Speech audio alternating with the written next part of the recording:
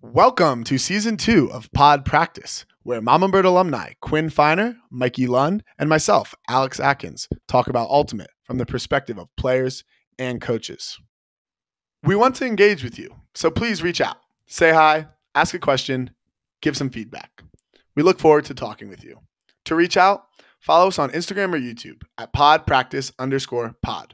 Listen on Spotify at Pod Practice, or email us at show@podpracticepod.com.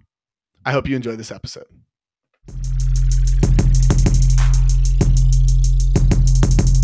Alrighty, welcome back to another episode of Pod Practice. Today we welcome in Coach Brian Nevison of Smiles Fitness. Is that correct, Ryan? Smile Fitness, you got it. Yeah, former Ultimate player out of the Philadelphia area as well, and also my trainer, I suppose.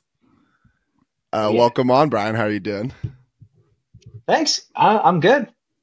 Nice day here for talk about some training. Yeah. So I think first we should get into just your background on both training and Ultimate. So do you want to just tell us a little bit about your history? Yeah. So with Ultimate, I got into that in high school at Alex, you'll probably know it, Lower Marion High School in the Baba Philly area. Ganoush. Oh, Baba Ganoush. I was the founding class. That's back Baba in- Ganoush? Yeah, 2005. And so then I played for 5 years at Penn State, captained a couple years, played, a couple club teams out there, Philly Love for a little bit, played with Patrol in 2016. Then I've had a slew of injuries and stuff, so I had some years off, started my business, also had to take some time off. Played in the Philly area. I more recently played in 2021 with Mixed Team Loco. 2021 played Masters Nationals with Join or Die from Philly, which was pretty fun. And then actually recently I played at this past US Open, picked up with the South African team, Mutiny. That's right. We saw you out there. It was a blast. Had a good time there. So, I've been playing for almost 20 years. Had most injuries you can imagine, and I actually got into training when I was like 13 or 14, and so I've been training for 24 years or something. I'm 37, so Wow. went to Penn State, got a degree in kinesiology, done a lot of different advanced trainings to learn more. And so I've had my own business since 2017, done somewhere around 20,000 training sessions in person. And then more recently kind of shifted half my business to an online type deal. So talk about that a little bit. What is your training? What does your business look like? What are you doing? Yeah, so I do have a an in-person studio. So I have a gym. It's just me, and so I train a handful of clients in person, one-on-one training. I do a little bit of small group as well, and then I have online memberships where I have people in.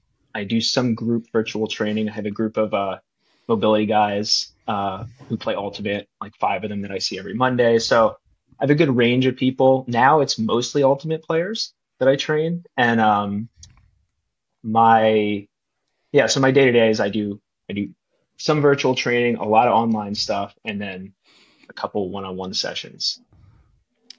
I would love to see your gym space. What's that like? I imagine it's probably fairly small considering. Yeah, it's about 1,000 square feet. I share the space. My wife's a psychologist, and so we found a great space that that's so cool. She has therapy offices, and then down the hall, Wow. I have. So you guys just cover it all. I mean, the mental, the physical, That's awesome. if you need just anything in the greater Philadelphia area, you just got to pull up. That'd be an awesome Is it called Smiles punch. Gym? It's called Smile Fitness. Smile Fitness. And it's my second location. I opened my first one, and it was doing great, and then the pandemic hit, and I had to close it down, and so open another one, and so my wife is kind of down the hall, does that. So I love it. I mean, if you look at my like my Instagram and stuff, I usually film a lot of stuff there. So in Mhm. there. Yeah. got dumbbell, squat rack, windows everywhere, which is real nice. A lot of gyms, it's like you walk into a cave and it's like I don't want to spend the majority of my day in a cave. So I love the windows. And what is your Instagram? Just to let the people uh know. yeah, that is B_Nevison. So B_Nevison. Yeah, We'll and, link it too. and I had seen some of your stuff on Instagram, and during one of my phone calls with my dad, he was like, you really should like reach out to Brian, and because we'd been talking how I wanted like a trainer, and so for the people, I am using Brian's program, been on it for probably I don't know how long, definitely a handful of months now. Almost, we're getting towards half a year.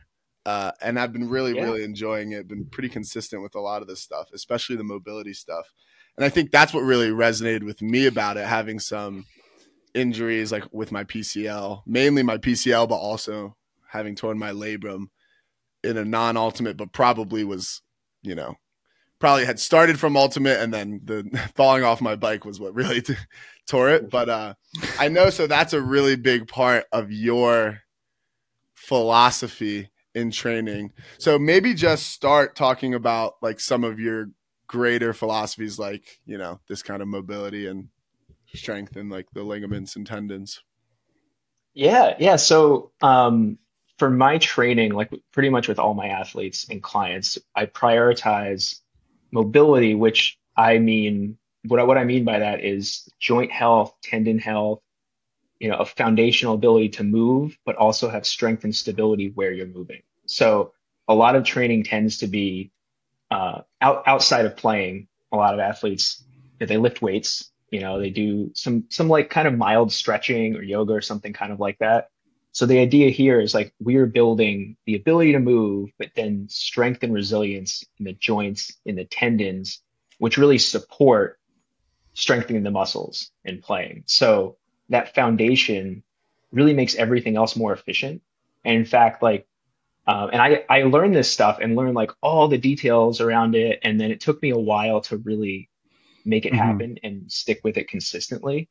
But when you start to realize, like, I've had shoulder injury, I have shoulder surgery on my throwing shoulder, and it's like you can practice all you want, but if the hardware you're using is not functioning well, you're just not going to get the same out of it. And it's not that you can't be successful or athletic, but when you channel your energy into like where you need it most, it makes such a massive difference. I have some anecdotal stories that definitely back up what you're describing, at least for me personally. And on your philosophy, what do you think Frisbee players get wrong the most? It's a great question. I have so many thoughts. I actually wrote some stuff down because I could just go for hours. That's what we're here for. Just go. Yeah. Just go. All right. So a lot of stuff that I get wrong is doing training that focuses mostly on the muscle. So when you're doing training like typical like squats, deadlifts, bench press, there's nothing wrong with it. It's totally fine. It's good. You can build muscle and strength, but our muscles adapt more easily and more quickly than tendons in the joints. So things like isometric contractions, where you're pushing but not moving. You go into a stretch and you push using that stretch tissue to create force. That preferentially trains the connective tissue and the tendons. The tendons. Exactly. And that's what most ultimate athletes have the biggest issue with is like either overuse or traumatic. Absolutely. And it's like not even close. All the injuries from this season. I swear to God, half of Bravo has some. Yes, no, we all do. Even I have like a little bit of stuff going on right now. Yeah, the jumper's knee and in the Achilles for sure. Yeah, and like the thing is that people have some understanding of like, okay, I should do some like quote unquote mobility or stretching. Yeah. But the thing is, like, if you don't spend time and energy on something, it's not going to adapt. And like we know that in other areas. I actually thought of an example. Like if you have someone and they want to get better at throwing and they just sort of like haphazardly like, toss a disc around, no focus. They're not worried about where they're pivoting, no attention to detail. Like they're not going to get better.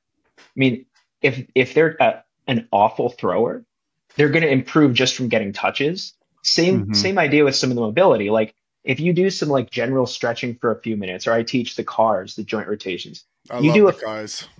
I'm glad, man. They make a huge difference. But like if you do a few of them and you just sort of play around or go to like a stretching class, if your mobility and your health is like bad enough, anything you do is going to make a positive difference for like a week or a month. And then people make the connection like, oh, that's all I have to do. I just sort of like screw around a little bit. Yeah. So the big difference is like you need to like hone in on your priorities and spend like significant time and energy there. Like treat it like strength training. So I'll do hamstring isometrics or ankle or whatever, and like max effort for 15 seconds. And like I'm gassed, my legs shaking, my nervous system's fired up. Yeah. And I think what happens a lot of the times is it's like a reactive thing. Like you get tendonitis, and so now you're doing these things. You have to be proactive. But it's not built into our programs to be working on this before we get the injury. So, yeah, totally. Let me describe a situation. Brian, tell me if this resonates with you. It seems like what typically happens, along with what Kins was just describing, is at the beginning of the season, people just start running a lot. Maybe they've been training a lot as well, but because like the overuse results in some sort of tendonitis that they just cannot recover from.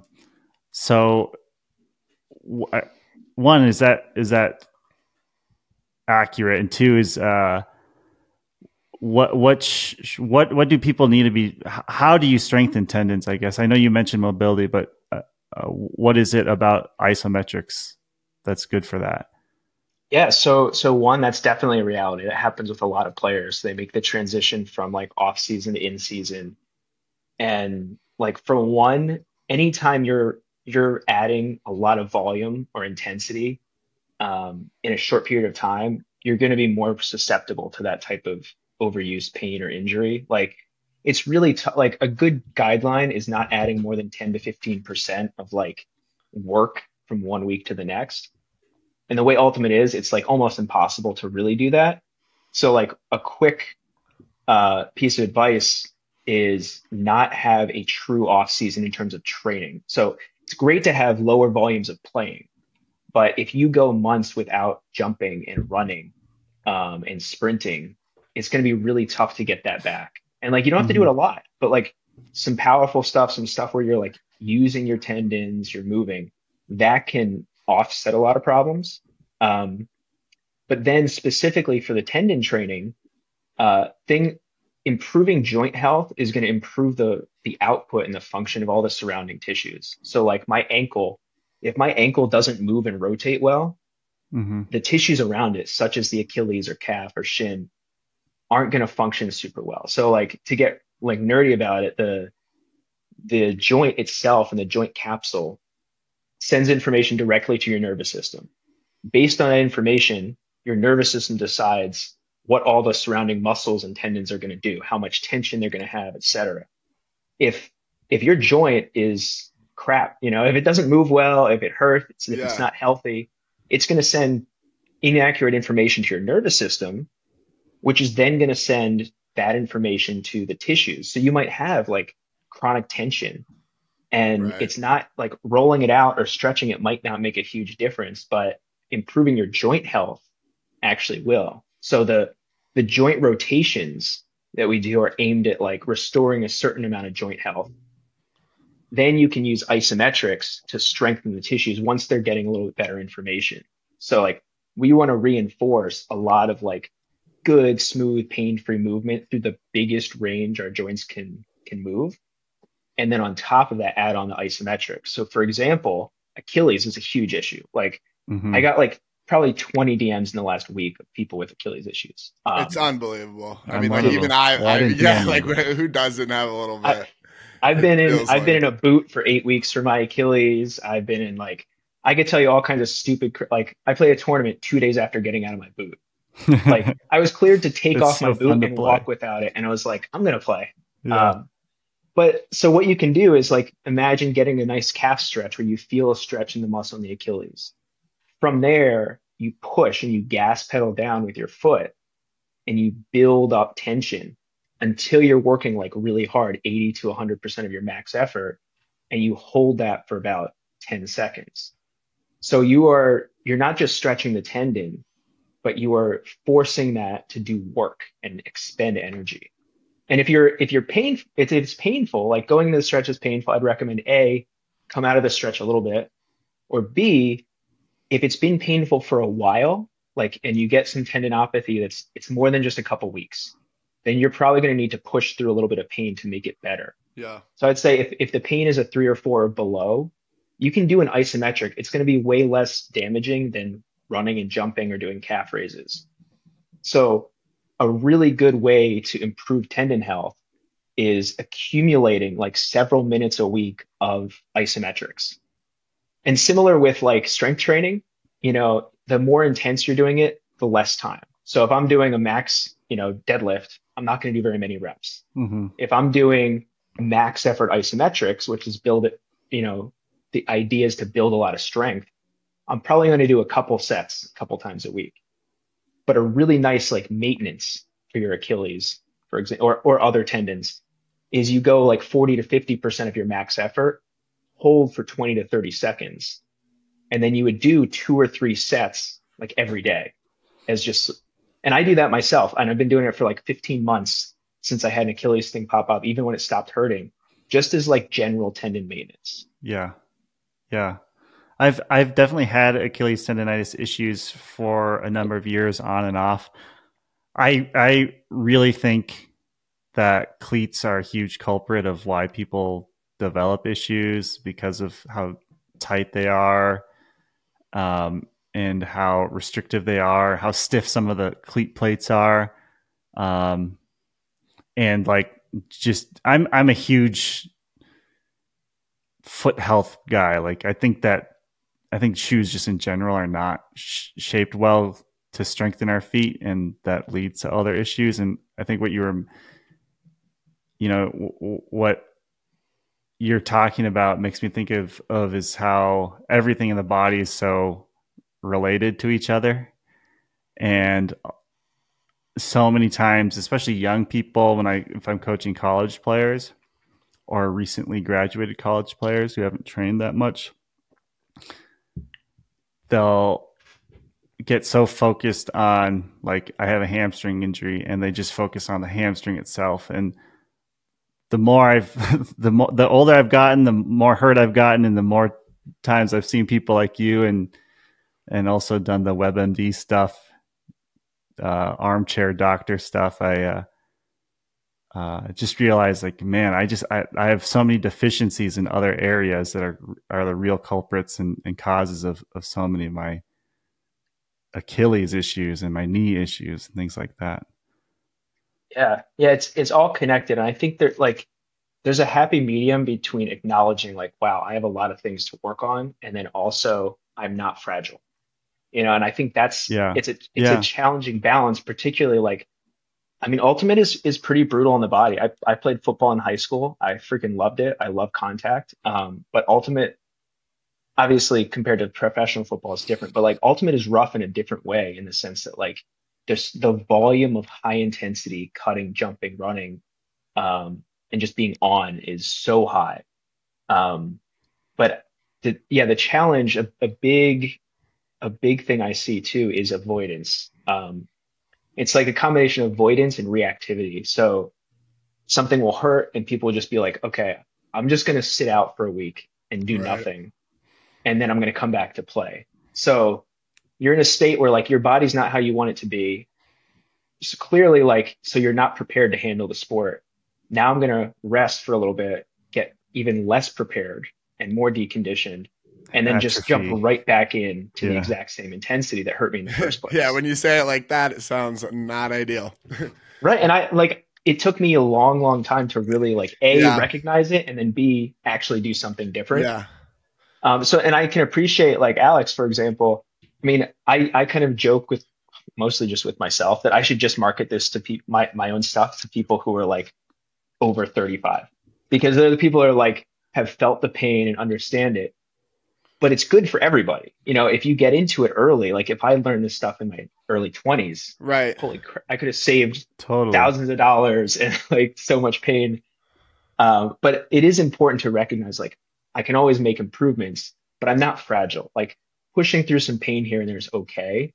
Yeah. Especially when you start to think, for example, like all people play and they feel good playing. They're sprinting, jumping. They come back and they're like, I can't squat. My knee hurts. So they don't at all. They don't do any form of it. It's like, you don't have to do a heavy back squat. Like do a supported body weight squat.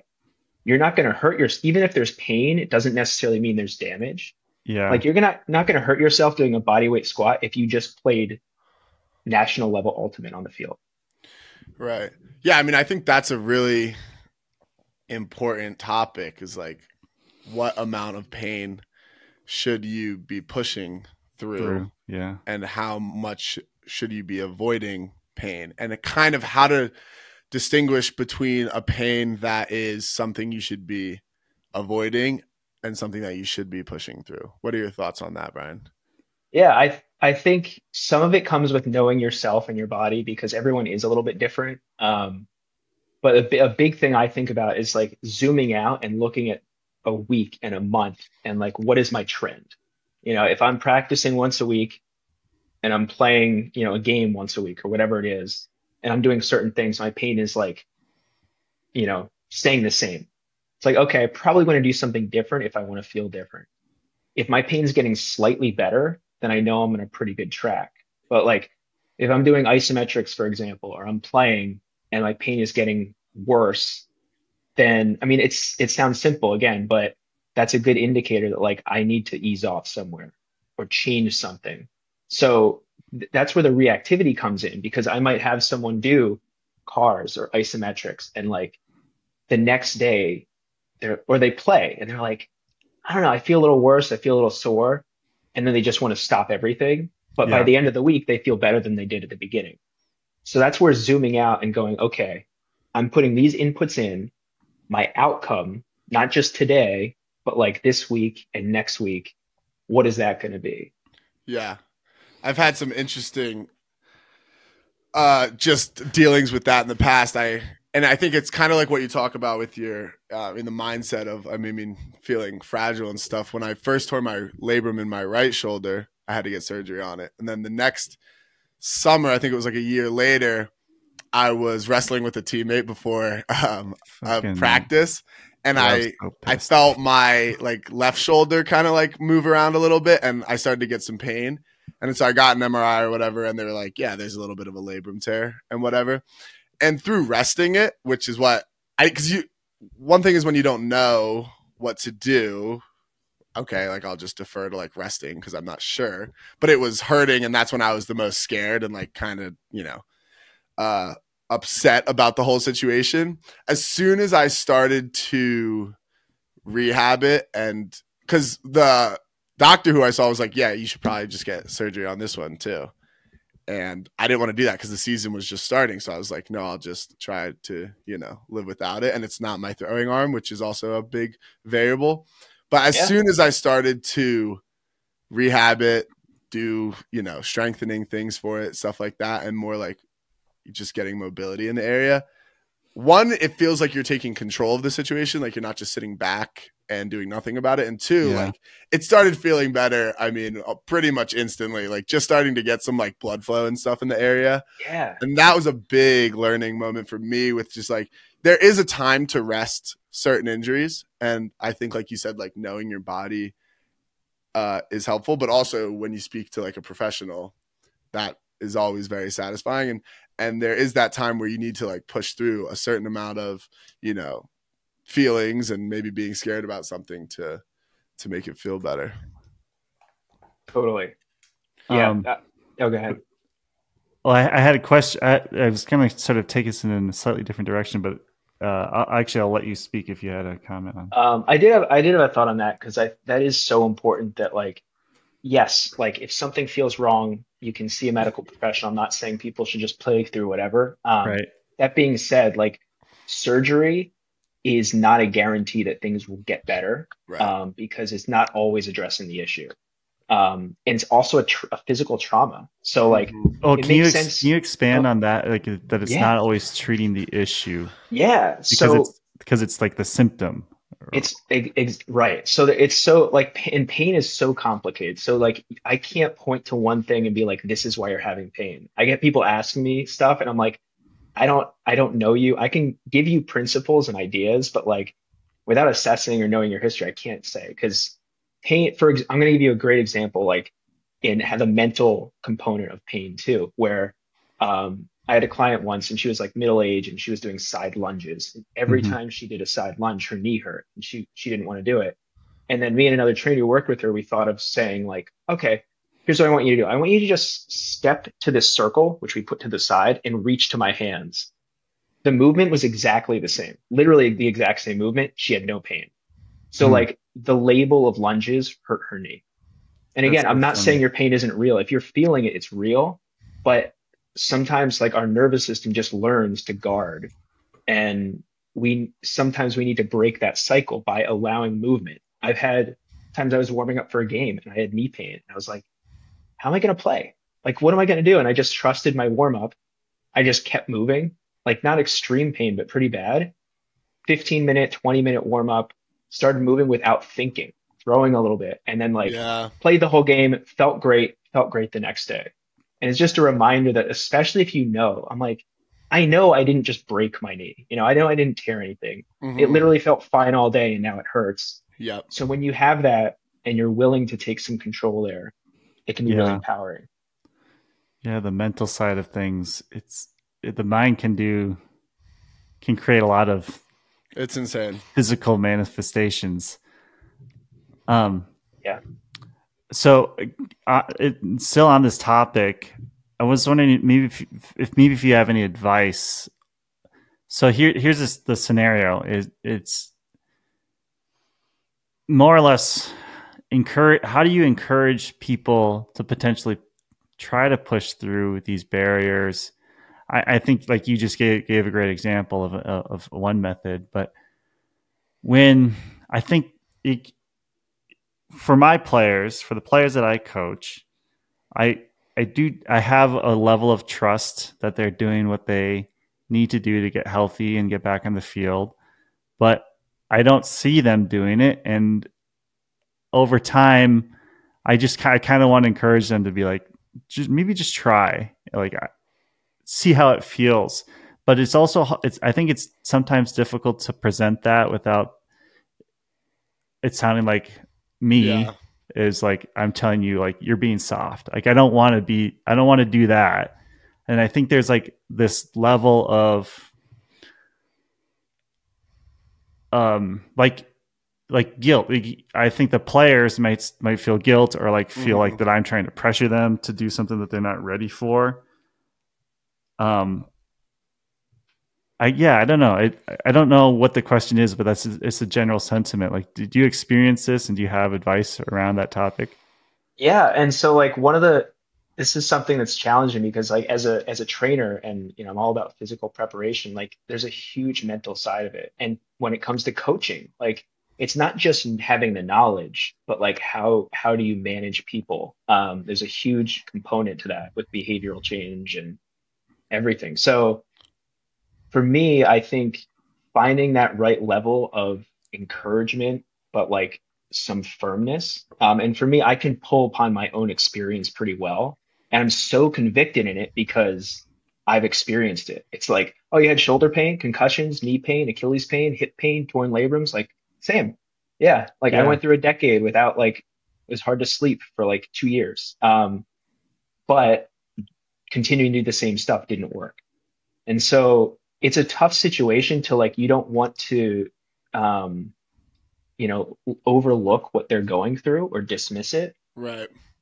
But walking the walk yourself or having other people who are thinking that way on the team can be really helpful because it's like, hey, listen, I want you to go through the warm up, take as long as you need, and just keep moving. And if stuff starts not feeling great, I want you to move like a little less intensely, but keep moving. Yeah. Stay light on your feet. Like get your body temperature up. I want you to sweat before you decide you can't play. Totally. And that's like, again, I've had to tell myself that this year, when I was like, maybe I shouldn't play league tonight. And fortunately, at US Open, I felt the best I've ever felt, so I didn't even have to deal with it then. But like my teammates did. Like that was like a big eye opener when you see people. And for me personally, it's helpful to like I can run fast and jump high, and like that gets buy-in. That shouldn't be the only thing that gets buy-in, but the reality is it It does. gives you that authority to like, and it instills confidence in the people you're telling it to. Mm-hmm. Right. And when I'm Yeah. talking to someone who's 23 and I'm like 14 years older than you, I shouldn't be able to move better than you. Right. And like I'm not genetically gifted by any means, but like so I do think there is a balance, but finding ways to ease people into it, like get them to feel the difference is really helpful. And then again, having a couple people who are bought in makes all the difference. I have a group of mobility guys I work with. You may have Marcus Thaw, Cody Wood, Jacob Smith, a couple other guys, and they've taken what I've been doing with them for years, and like sometimes their teams. My buddy Adam's in that too, and like it's hard for them to get other people to do it. Yeah. And they believe in it, but they're not as convicted or used to teaching it. So it just like, I've had clients, fortunately, who I worked with for years. So like I could hammer home the points every week. So it's a little easier. But I think also saying to people, like, do you want to feel different? Like something different has to happen, because this cycle of you having pain and then sitting out and continuing to do the same thing for months or years, like that's Right. clearly not working. But Yeah. like so many athletes go through it and they don't really zoom out and go, it's just a cycle, it's repeating. Right, because it's true. It's like the injury bug. Like you just kind of have this bug, and like we're talking about, a lot of that is potentially, and some of it, as much of it as it is mental, there are probably things that, they need to work on in their physical body to make them feel a little bit better. Totally. Yeah. Some of these players are such amazing athletes. It's hard. Maybe I shouldn't phrase it this way because it comes off as negative, but it's hard for me to believe that their body is just different and injured than like going to be injured. Like I feel like there's always a path. I totally agree. What's funny is, so like I do a bunch of different marketing stuff, and there's this marketing guy I follow, and he talks about like, you're not special, and like the initially you're like, what? But what? His point is like when he's marketing to, he used to do it with like gym owners, for example, and people are like, your approach won't work for me. Nothing works for me.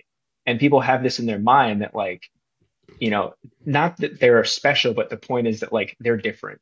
And just having that mindset that like, this isn't going to work for me, or it's part of their identity. I'm injured, or my hamstrings hurt, or my knees hurt. Like that alone can perpetuate the cycle, because A, you're reinforcing it in your mind, and B, you're less likely to do something about it because you're in this state of like learned hopelessness. Yeah. That's so interesting. Yeah. I wanted to ask you a little bit before I think we go into like some structuring of what, some like a program could look like during the different times of the year. Mike, you talked a little bit about foot health, and it's something I hadn't really thought about prior to using your program. And now I'm like doing the toe lifts. When I do a lot of the like ankle rotations, I love like feeling the little muscles like at the bottom part of my leg, or like I really like the ankle roll and peel as a good one. But can you talk about the importance of foot health just for overall health? Definitely. Yeah. So Mike, you nailed it with the cleats. Like most cleats, and not even just cleats, but footwear in general, condense our feet. Like we should be able to splay our toes, and like the big toes ideally shouldn't like bend in towards the others too much. So being in cleats, being on other footwear a lot can really mess with our toes. And our big toes, like when we propel, when we walk, that big toe needs to be able to bend. And if it can't bend, or there's restriction, or we don't have strength there, our body's going to figure out a way to compensate. Often by like turning the foot out, the shin or knee, will have different angles. So that alone, like restoring, just the movement of the toes can make a huge difference. And like that is our contact point with the ground. If similar to the other joints, if it's not healthy, it's not providing the most accurate feedback to the rest of our nervous system. So Right. like, of course we can't help, like you have to be in cleats. It's going to mess with that information, but whatever. But if you can at least be healthier in your ankle and your foot, meaning like you can move your toes, you can move your ankle through a big range, you're going to get much better feedback. And like you may feel smoother in the rest of your movement. I've had people who like Get my they yoga worked toes. on toe stuff. Oh, there we go. They worked on bunch of like toe toe spaces. exercises for a couple weeks and like their knee pain completely disappeared. Now, I can't promise that for people, but like Right. the point is like it can have drastic effects. And I'm all for, I wear all the barefoot shoes and everything. I was Mhm. wearing the toe shoes like in 2011 and getting the weirdest looks. I love that. I'm big on the barefoot warm up now, if I can. Nice. I just when I put my cleat on, I mean it's really like you're saying with that nervous system, and I guess I've never thought about it that way before. But my foot just feels so much better because of when I do the warm up, I think like a lot of different things are getting activated and in my brain and in my foot that it's hard to do when I have the cleats on. So I've been really big on that recently.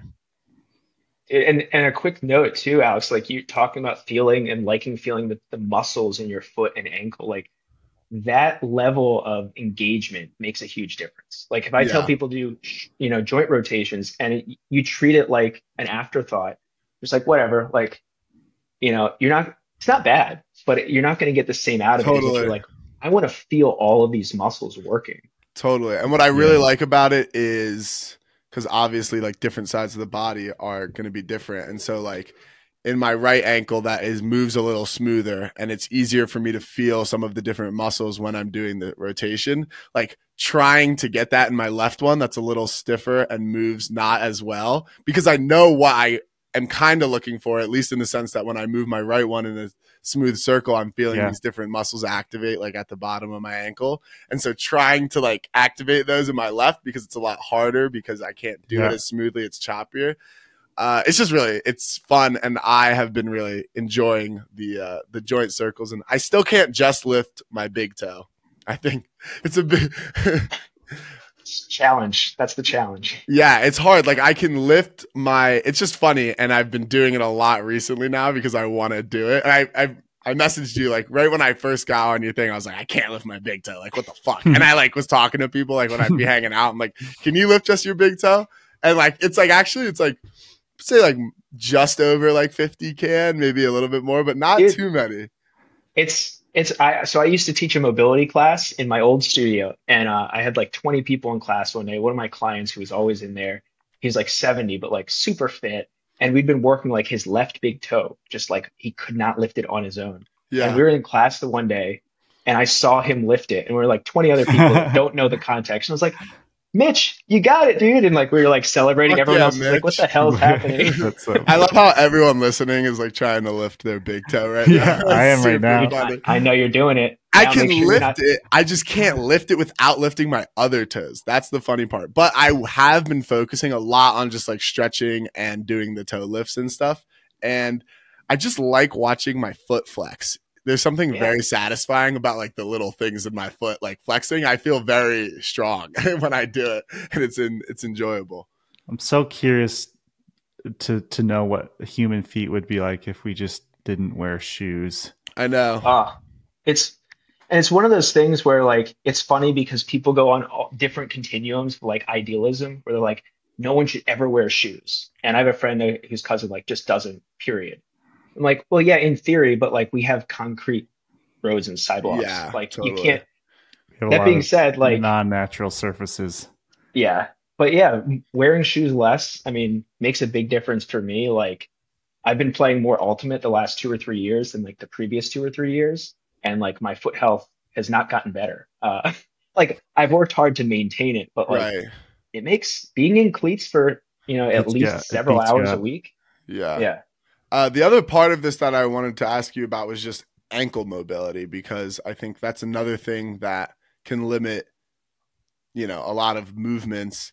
And so maybe just talk about, one, like why ankle mobility is important, and two, like different, ways that people could work on it. Yeah, yeah. And I can give you links too to like a couple videos I think that will be helpful for this because it's Yeah. hard to describe sometimes visually or with words. But Yeah. with the ankles, like if you think of like your feet and ankles as like your suspension system, like you just have more ability to manage variables. So I used to roll my ankles all the time, and part of it is like you're going to end up in weird positions. So it makes sense to strengthen them in weird positions. So like I'll stand and like roll my ankle to the side and put weight on it. And like I know that I'm safe doing that. You can try it holding on to something and like stretch the outside of your ankle.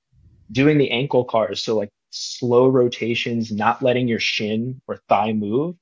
Like try, if anyone's listening, try doing 10 slow reps, like 5 to 6 seconds per rep in a row. Biggest range of motion you can possibly go without letting anything move, and things will start burning.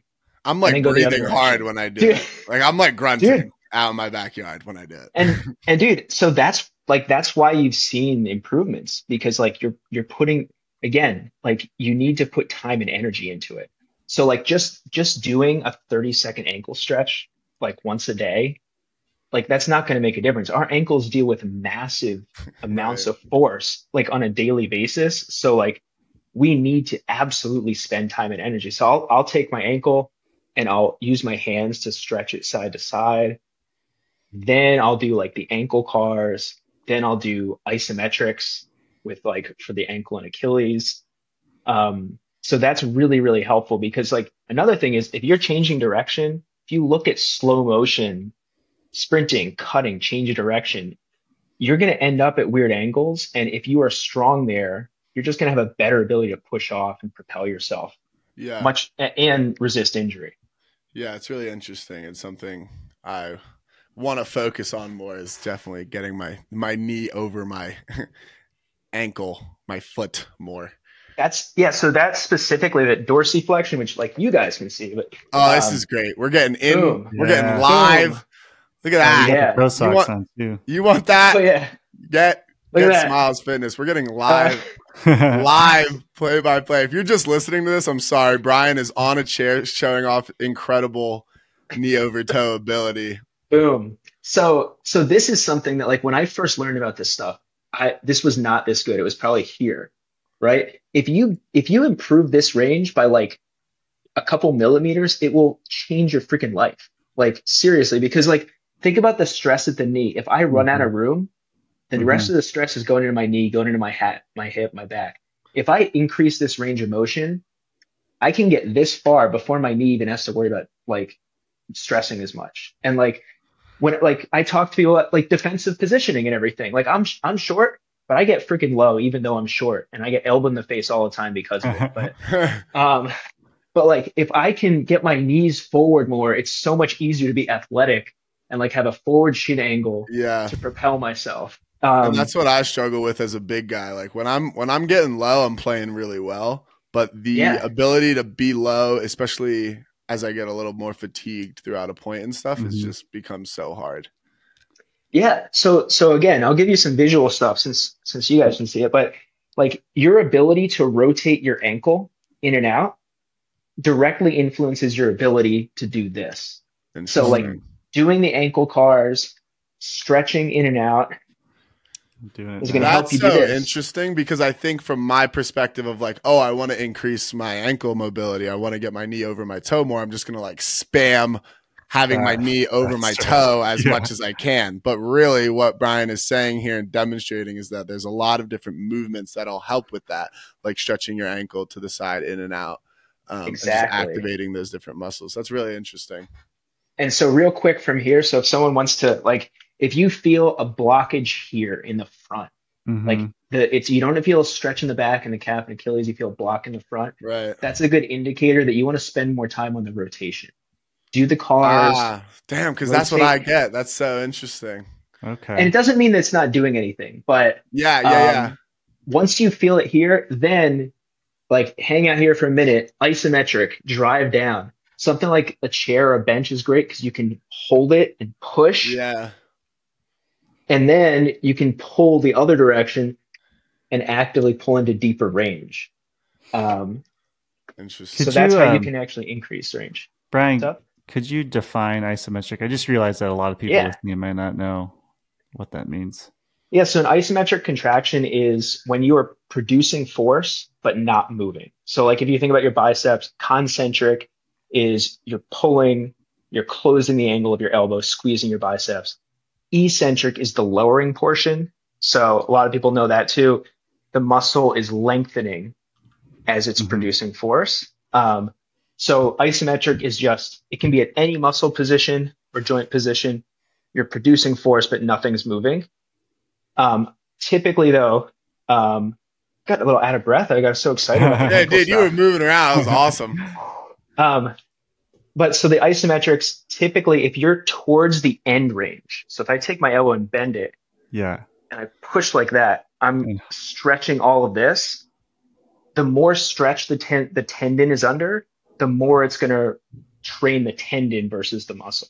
Gotcha. Yeah. And I just have to add, like, this is one reason that I think like Brian is so cool and why it's like fun to get. It's just like you get so excited and you have this really infectious energy about the stuff. And it just makes the whole thing a little more fun and not like super dull. And it's, for everyone listening, it's just one of the things that I would recommend. Training is fun. You should love training. It's, and then you feel good, and then you have this whole like positive cycle going. Yeah, dude. seriously. And like that's like I'm always so happy when I'm on the field playing, and I'm part of it is like I've spent so much time injured and feeling like crap that like if I feel decent and I can play how I want to, it's awesome. Man, it's such a great feeling. It really is like a positive cycle, though. Yes, positive feedback. You play more off the field. You're probably a little sexier. You feel better. You get the dopamine rush from all of this stuff, and it just feeds on it. So and it doesn't feel good being hurt. Like I don't really get sad often, but when I'm sad, it's because I can't do what I want to do, and that is like. When I'm struggling mentally, that is because I am not able to play and stuff. And that's by far the hardest thing for me. And I'm sure a lot of athletes and, when you can't do what you want to do. So let's go through. I think it'll be easier if we kind of make it like we'll go into like a hypothetical of like what you would recommend for like training and then the difference between training in season and off season. So what do you think it makes more sense to talk about first, the off season and then go into the in season, or because we're ending a season right now, should we talk about the in season training and then move into like what you would do in the off season? Let's go off season first. So like assuming you have more time, energy, etc. I love it. Okay. Excellent. So let's say you just finished your last tournament. Maybe it was sectionals, maybe it was regionals, maybe it was nationals. Maybe it was UFA. Maybe it was YCCs. You get the point. Also different age groups. That's the thing. So let's say we are an adult. Let's say we're not a minor. So whatever. We're like 18 or over. And you've just entered the off season. Let's say you're healthy. Like maybe you have the normal wear and tear of a season, but you're not injured. So maybe you had some tendonitis or whatever, you had some bruises and whatnot, but you're for the most part healthy. So let's say the first month or so, what does this look like? And really you can just kind of take it from there.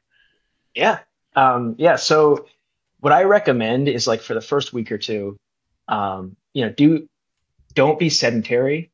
People's tendency, like they're kind of mentally and physically burn out sometimes. Do some movement. Like you don't have to train. Don't even think of it as training, but like I'm going to take some brisk walks. I'm going to throw a Frisbee or a football. Like do some stuff that's fun that you enjoy that can keep you moving a bit. So you're reducing the stress, a little bit less impact. So you allow, some recovery to take place both mentally and physically. Because I think there's a couple things that happen is either people just like go hard into training right away, or they kind of just go into like hibernation mode for a month or two. So split the difference, do something fun. Again, I think it depends on the person, but like a couple weeks of like kind of fun movement, get yourself like just enjoying that, doing something a little different. Get sleep, like use that extra time to just, do what you need to do. And then I like to get into something that's often called like a general physical preparedness, GPP phase. So you're working on just building capacity in a bunch of different ways. So you're working on some maybe light to moderate cardio. You're doing some lifting. You're doing some speed and power work. Remember, I don't want people like going long periods of time without it. But nothing is like extremely intense, and you're able to recover fully from it. So that sets a nice foundation for the next couple months of training. So I just lost my train of thought for a second. But yeah, so you're going into that. And remember, again, the progression, we don't want to be going real hard with it. So like doing a couple times a week of strength training, awesome. A couple times a week of some cardio, maybe longer cardio, and then some like sprint or acceleration stuff. That's plenty, because you're going to be worse off if you go too hard too soon. So it's always easier to err on the side of caution. If you feel great, awesome, then you can bump it up. So that's kind of like what I look for the first month. And of course, like get the mobility work in, like continue to maintain your mobility with cars and movement. Of those, if you were to tell someone to prioritize one over the other, like I'll categorize it as strength and power versus mobility. I don't know if it's fair to delineate so strictly, but just knowing what people come to me with and telling me what kind of time restrictions and equipment restrictions, gym access restrictions, right? Like, would you tell them like you should prioritize one over the other? I would. I mean, I would always go mobility. And speaking from experience, I used to love lifting heavy, and like that's what I wanted to do all the time. Because with the mobility, doing the joint rotations and some of that, that's low to moderate intensity, and then you can add the isometric stuff, which it's not going to create the same type of inflammation. So that's another benefit of the isometrics is you don't have the shearing force of like the lifting. So it's going to reduce inflammation, improve tendon health, but it's still going to improve your force output. So like you're still engaging everything neurologically. So you can still build strength. You can still build some muscle doing that. But it doesn't work the other way around. So if you're just doing strength, you're not necessarily improving your tendon and joint health. So I would say like always prioritize the mobility. I mean, I've made gain, like I talked about, like when something's low, it's not very trained up, mobility, strength, power, whatever. It doesn't take much to improve it. I've been strength training for 20 plus years, and I've improved my strength just from mobility training. So it really can make a difference when in doubt. Like I'm not just talking about like you take 20 minutes and just kind of like flop around and stretch, but like some focused stuff. Yeah. So we should really encapsulate into mobility. Part of that is like isometrics. Is that correct? Correct. So I would define the mobility work as really essentially strength training specifically for your joints and tendons. Gotcha. And included in that is some of the lower intensity joint rotation stuff as well. Right, because like what you were saying is you want to get that like nice and smooth range of motion in the joint, and then once you have that, you can start to level up into the isometrics and start to really put strength into it. So like in that first little bit, if you're someone who's trying to start working out, so like you said, you have like some cardio, you have mobility, and you have strength and like more explosive, like powerful things. Out of those like 3 to 4 tiers, like what should people be doing then in like a week of like, breaking up what they're trying to do? Like if you're kind of like with Mikey's train of thought, like prioritizing it, like what should you make sure to be hitting? And then next, what should you be getting in the next? Yeah. So I like to think about like, if you're trying to be as efficient as possible, like people don't need to be living in the gym, doing like a general mobility routine where, like in my program, I call it body maintenance, where you're doing Mm-hmm. the cars and some mild isometrics for the whole body. It takes like 15, 20 minutes.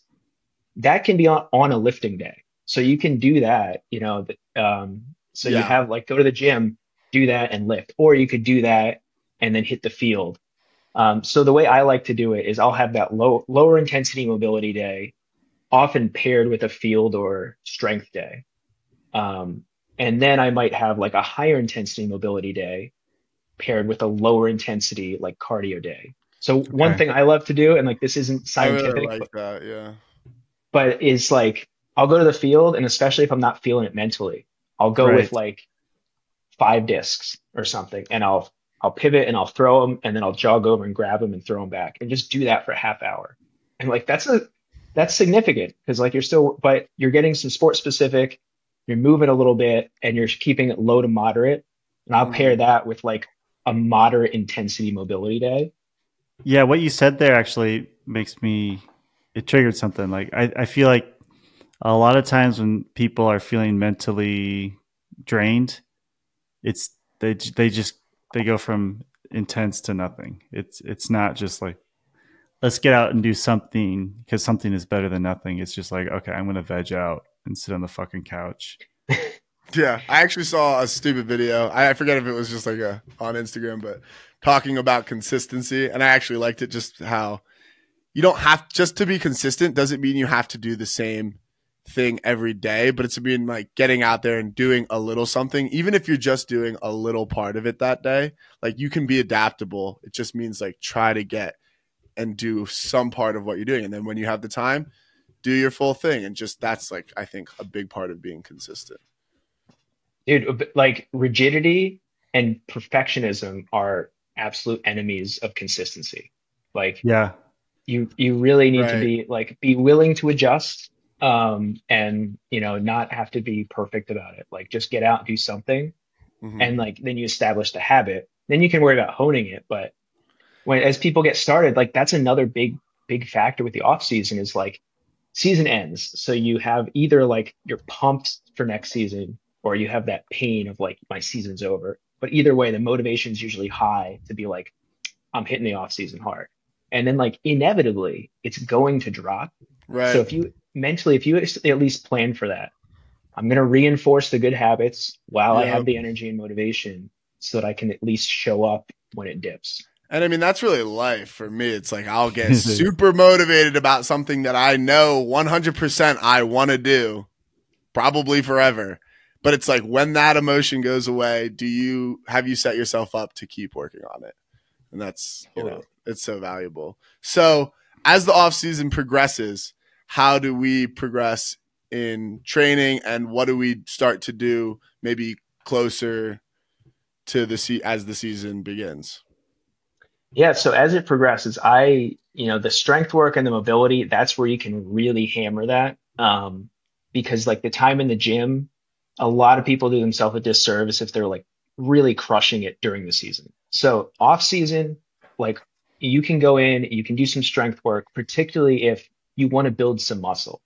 Like now's there you go, man. And I'll be honest with you, like if you have a bigger frame, if you're taller, and everything, it is going to be a little tougher. And just like the to mobility. Look big. Yeah. Yeah. So shut up, everyone who's calling me skinny. It's because I'm bigger than you. That's right. Because I'm tall. That's right. Like I'm thicker than the average ultimate player. I'm 5'6". If I was 6'4" with this build, that would not be ideal. You'd be a tight end. I have to eat like 8,000 calories. Yeah. Yeah, you'd be a tight end. You'd be like Travis Kelce, which would be sick. That'd be cool. But that'd be cool. You'd be dating Taylor Swift. That'd be cool. That'd be so cool. I might be on a different podcast right now. You would. A few more listeners. It's crazy to think about the alternate realities, man. I told one of my best friends when I was like 20, I was like, what if I was this tall? And I like stood on a step, and he's like, oh, well, you'd be in the NFL and I wouldn't know you. So it's like, yeah, it's funny. But so anyhow, if you're trying to build some muscle, like you are going to want to spend at least a couple days in the gym. I recommend personally full body workouts. I like to do like upper body and lower body the same day. That's interesting. I want to ask you about that. Yeah. So like what I will typically do is I will do like an upper and lower body one day, upper and lower another day, and then a third day I might just hit some other priorities. And part of that is like I don't ever want to like absolutely annihilate a body part to the point that I can't use it the next couple days. Because like I'm gonna do running, I'm gonna do some power work every single week, no matter what. Yeah. Cool. And for me, the trade-off is not enough. Like it's Yeah. And so for the power work, because I want to do everything, and that's also part of what's difficult is when you want to do everything and then you got to break it up and do little things so that you can achieve everything that you want. But so what is power work? And talk about it a little bit. So Pat, like you can strength and power. Mm-hmm. Yeah. So like the way I'm thinking about strength is like, typically it's like you're in the gym, you're lifting weight and you're using that external weight to like improve your ability to produce force. And oftentimes if you're lifting heavy, you're moving slowly, but you might move with the intent to be fast. With the more pure power work, that's where either it's real lightweight or it's body weight, max effort jumping, acceleration starts where you're trying to get out in the first 5-10 yards, or like sprinting is power too. But plyometrics, so you're doing some kind of jumping. You could do upper body plyometrics where you're like throwing a med ball or like against a wall, or like powerful rotations with a cable or a weight or a ball. Mm-hmm. So this is a big problem with power where like people try to do power work in the gym with weights, or they're like, I want to throw further, so I'm going to like put a bunch of weight on the weight stack and then like rotate my body and mimic my throwing. You might as well just go outside and practice throwing. Like the strength work doesn't have to look like your sport. Right. So do the strength to improve your capacity to produce force. Then go practice using that capacity with your skill. Capacity. I like that word. So, I mean, that's really what the off season is about, is like building capacity. Like I want to be stronger, produce more force. I want to have better capacity in my joints. I want to have better ability to use that strength fast to be powerful. So that's where that practice. So like you go and you practice jumping, and to like, I hear from all kinds of people like, I'm not good at jumping. I'm like, well, like we all have our own abilities, but like that's like saying I'm not good at throwing and like not practicing throwing. Because a lot of people, it's like you practice, you jump a couple times in warm-ups and a couple times in a game, and that's it. Like I practice hundreds of jumps a month at max effort, and I'm 37, and I've been doing that since I was 10. Yeah, I love that so like much. So it's if you think of it as a skill, like with throwing or marking or whatever, again, it's empowering because you're like, I have some control over this. Yeah. So with the power piece, because you definitely need to practice jumping, for instance. 2 questions. One, like what's like the rest ratio? Because I know like way back in the day, what was it called? Air alert. Air alert. Yeah. And like that would just load you up like crazy. And I remember a lot of stress injuries from that. Mm-hmm. And then secondly, like you're mentioning like you don't necessarily need to replicate the exact movement, but what about when it comes to like lateral plyos versus like straight up and down? Like if I want to improve my lateral quickness, for instance. So that's a great point. So your ability to produce force, it is directionally vector dependent, right? So like if I only ever practice jumping straight up and down or running straight ahead, like neurologically, like that ability, there'll be some translation between that and lateral, but like I need to practice driving sideways into the ground. Similarly, so like I know this is not exactly what we're talking about, but like I talk to people all the time with like they get hurt laying out, or like they have pain here and they do like overhead presses or pull-ups, and like that's fine, but the direction of force, I'm producing force this way or this way. When I lay out, the direction of force is pushing my arm back behind my ear. So I need to do stuff that allows me to produce force here. So with training, again, with the off season, like we generally want to increase our force production ability with the lifting. However, we want to make sure that we're doing some of the specific stuff for ultimate, like what direction can I then channel that ability into? So with the plyos, absolutely, like skater jumps, going side to side, doing power side shuffles. That's a real easy, accessible one where you're just like attacking the ground with that trailing foot to propel you sideways. And then what about the volume volume to rest? Yeah. So again, that's going to be somewhat variable. If you think about like a new lifter, for example, they're not used to doing it. They're not as good at engaging everything. So if they were to do their max effort, they would recover much quicker than an expert. Because if I do a max effort, it's going to wreck me because I can engage everything I have to my own detriment. Oh, that's interesting. That's not what I thought you were going to say. Yeah. So like if you take like the world champion deadlifter and he hits a new max, he's not going to be the same for probably 2 months.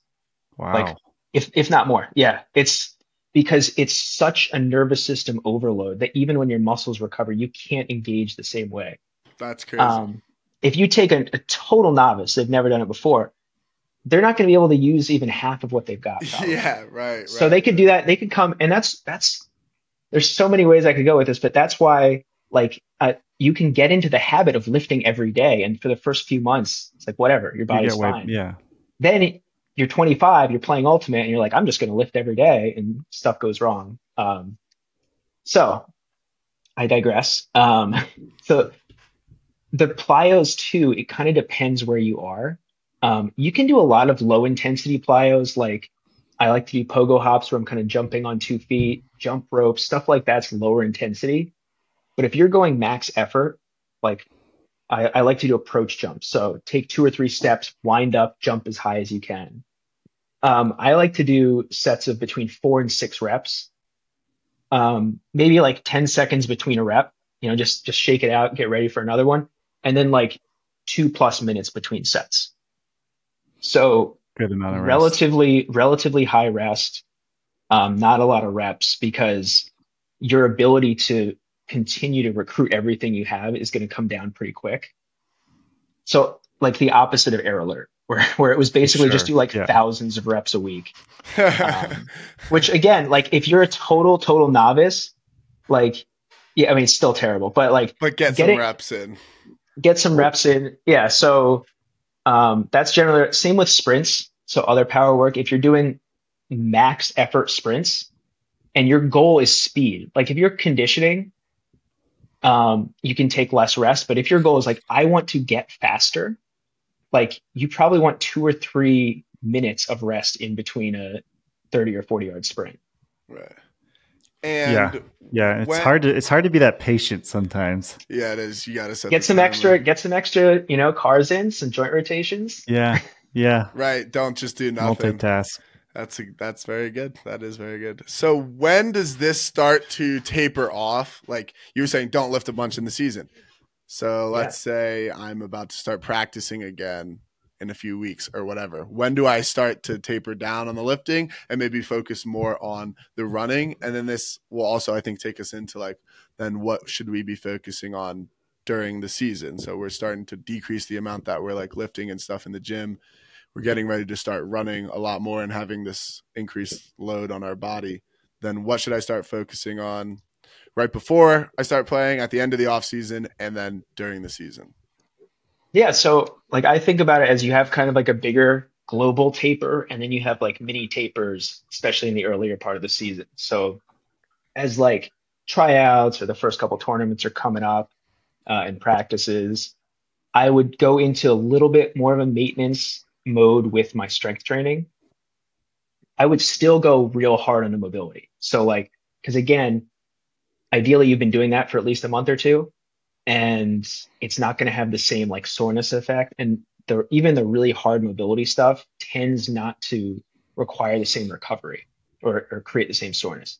So I go like real hard on the mobility, and put a little less energy into the lifting. So maybe like 2 days instead of 3 days, or do like a similar weight but fewer reps. So that those are all easy ways to do it. So like, keep hitting the same weights, do it with intensity and try to be fast with it. But instead of doing sets of 6, do sets of 4.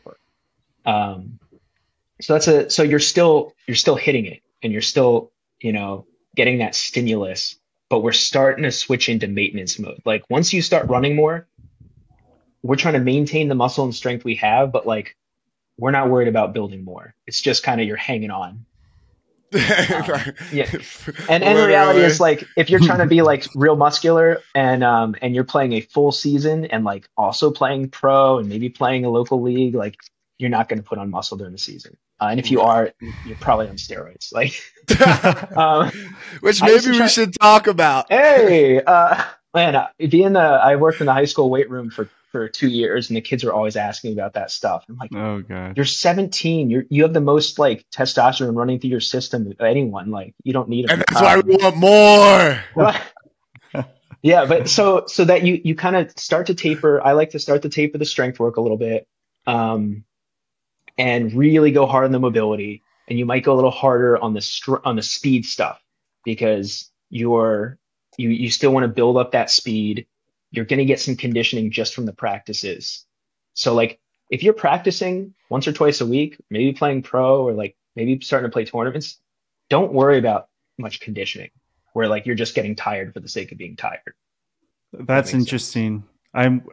So what does conditioning look like, I guess, and how often? Let's say that a typical... And when do you work on conditioning if not in the season, I guess? Right. So I do that in the off season, for sure. Like I like to delineate between speed / agility, speed / power, and conditioning. Right. So my speed day, it's like I'm getting real warmed up. The focus is not on getting tired; it's on being like absolute max power and speed output. Conditioning day, the idea is like I'm intending to have the same speed and power output as the speed day, but I'm not going to allow myself the rest to do it. So like what kind of, for me, what sometimes is a pet peeve is people like just going through the motions of conditioning or getting so tired, like they can barely run. It's like pushing the mental aspect of pushing through fatigue. That's absolutely valuable. And I love to have some gut check days here and there where it's just like, I'm just wrecking myself, whatever, as long as you're safe. I used to push cars up and down the driveway for fun in the middle of summer as conditioning. So anyway, that's fucking epic. I loved it. You push it and you get like enough momentum and speed that it's going to keep going out the driveway, then run around and stop it and push it the other way. That awesome. Sounds dangerous. It's not the smartest. Like I was like 18 when I started doing that. My mom looked out the window and was like, what the hell is happening? Why is my car moving and no one's in it? So don't do that. Definitely don't do that. I have a weight sled. That's my compromise. There you go. I'll have to tell you guys about this sled. I don't want to get too distracted, but I have this best sled. So with the conditioning, what I like to do is like you have the intent to continue to perform well and be focused with it, but you're pushing through fatigue. So like you might even do similar stuff, except you're just not allowing the same rest. So I like to do is change it like shuttle runs, things like that. I'll sometimes do I'll run 200s. So I feel great for the first 50, that last 100 starts to suck, but I'm still moving fast. And like, so when you say fast, are you talking like max effort or like 70 to 80? So personally, what I've found works really well is like you're still going max effort, but after the first rep, you can't hit the same output, but you're close. On like a 200, you're running. Are you sprinting the 200? So that it depends how you look at it. Like I'm trying to run. I'm trying the 200 to run as fast as you can. Yeah, of course. But I'm not like all out sprinting. I'm not trying to get a PR on the first 100 because you can't. That's not how you would. Right. Totally. Okay. So, and I do think there's plenty of room for individual variability in what works for people. I like running like 1 and 200s, particularly if my joints are feeling a little bit, so I don't have to worry about changing direction. That Right. deceleration is a massive stress on the ankles and knees. So like if you're doing hard shuttle runs or like planting and stuff, I would do that on a day where like you're not feeling too creaky. So what about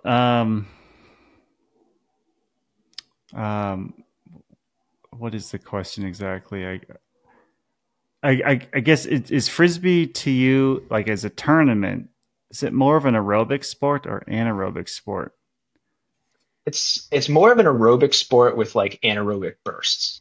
So something that has worked really well for me, like this past year, I was worried going to the US Open because I was like, I'm going to get a lot of playing time. We have like 18 people or whatever Yeah. it is playing against like elite level competition when I have not practiced with a team. So I like all summer I went out and I did solo practices and like and it worked. Like I felt great. I was in great shape and Got a layout block against us, by the way. Yeah. Yeah. had some fun. We had some fun. Some weird weather in that game too. Yeah, that was But- good weather. Yeah, but so one of the things that worked well is like intermittent high intensity. So you're warming up, you're doing some throws. You've seen some of my stuff. I do self fetch, self hucks. I'll throw the disc to myself, I'll chase it.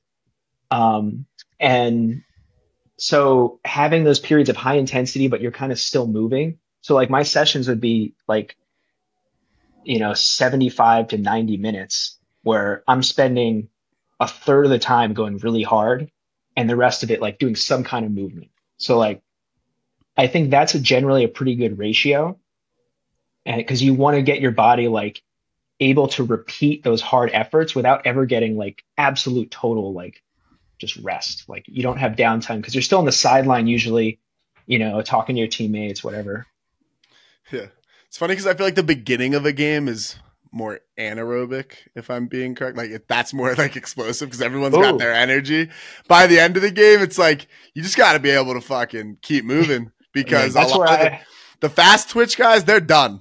They finished in the first Yeah. half. They're not You even know what? moving anymore. You just You got don't to have keep to be. running.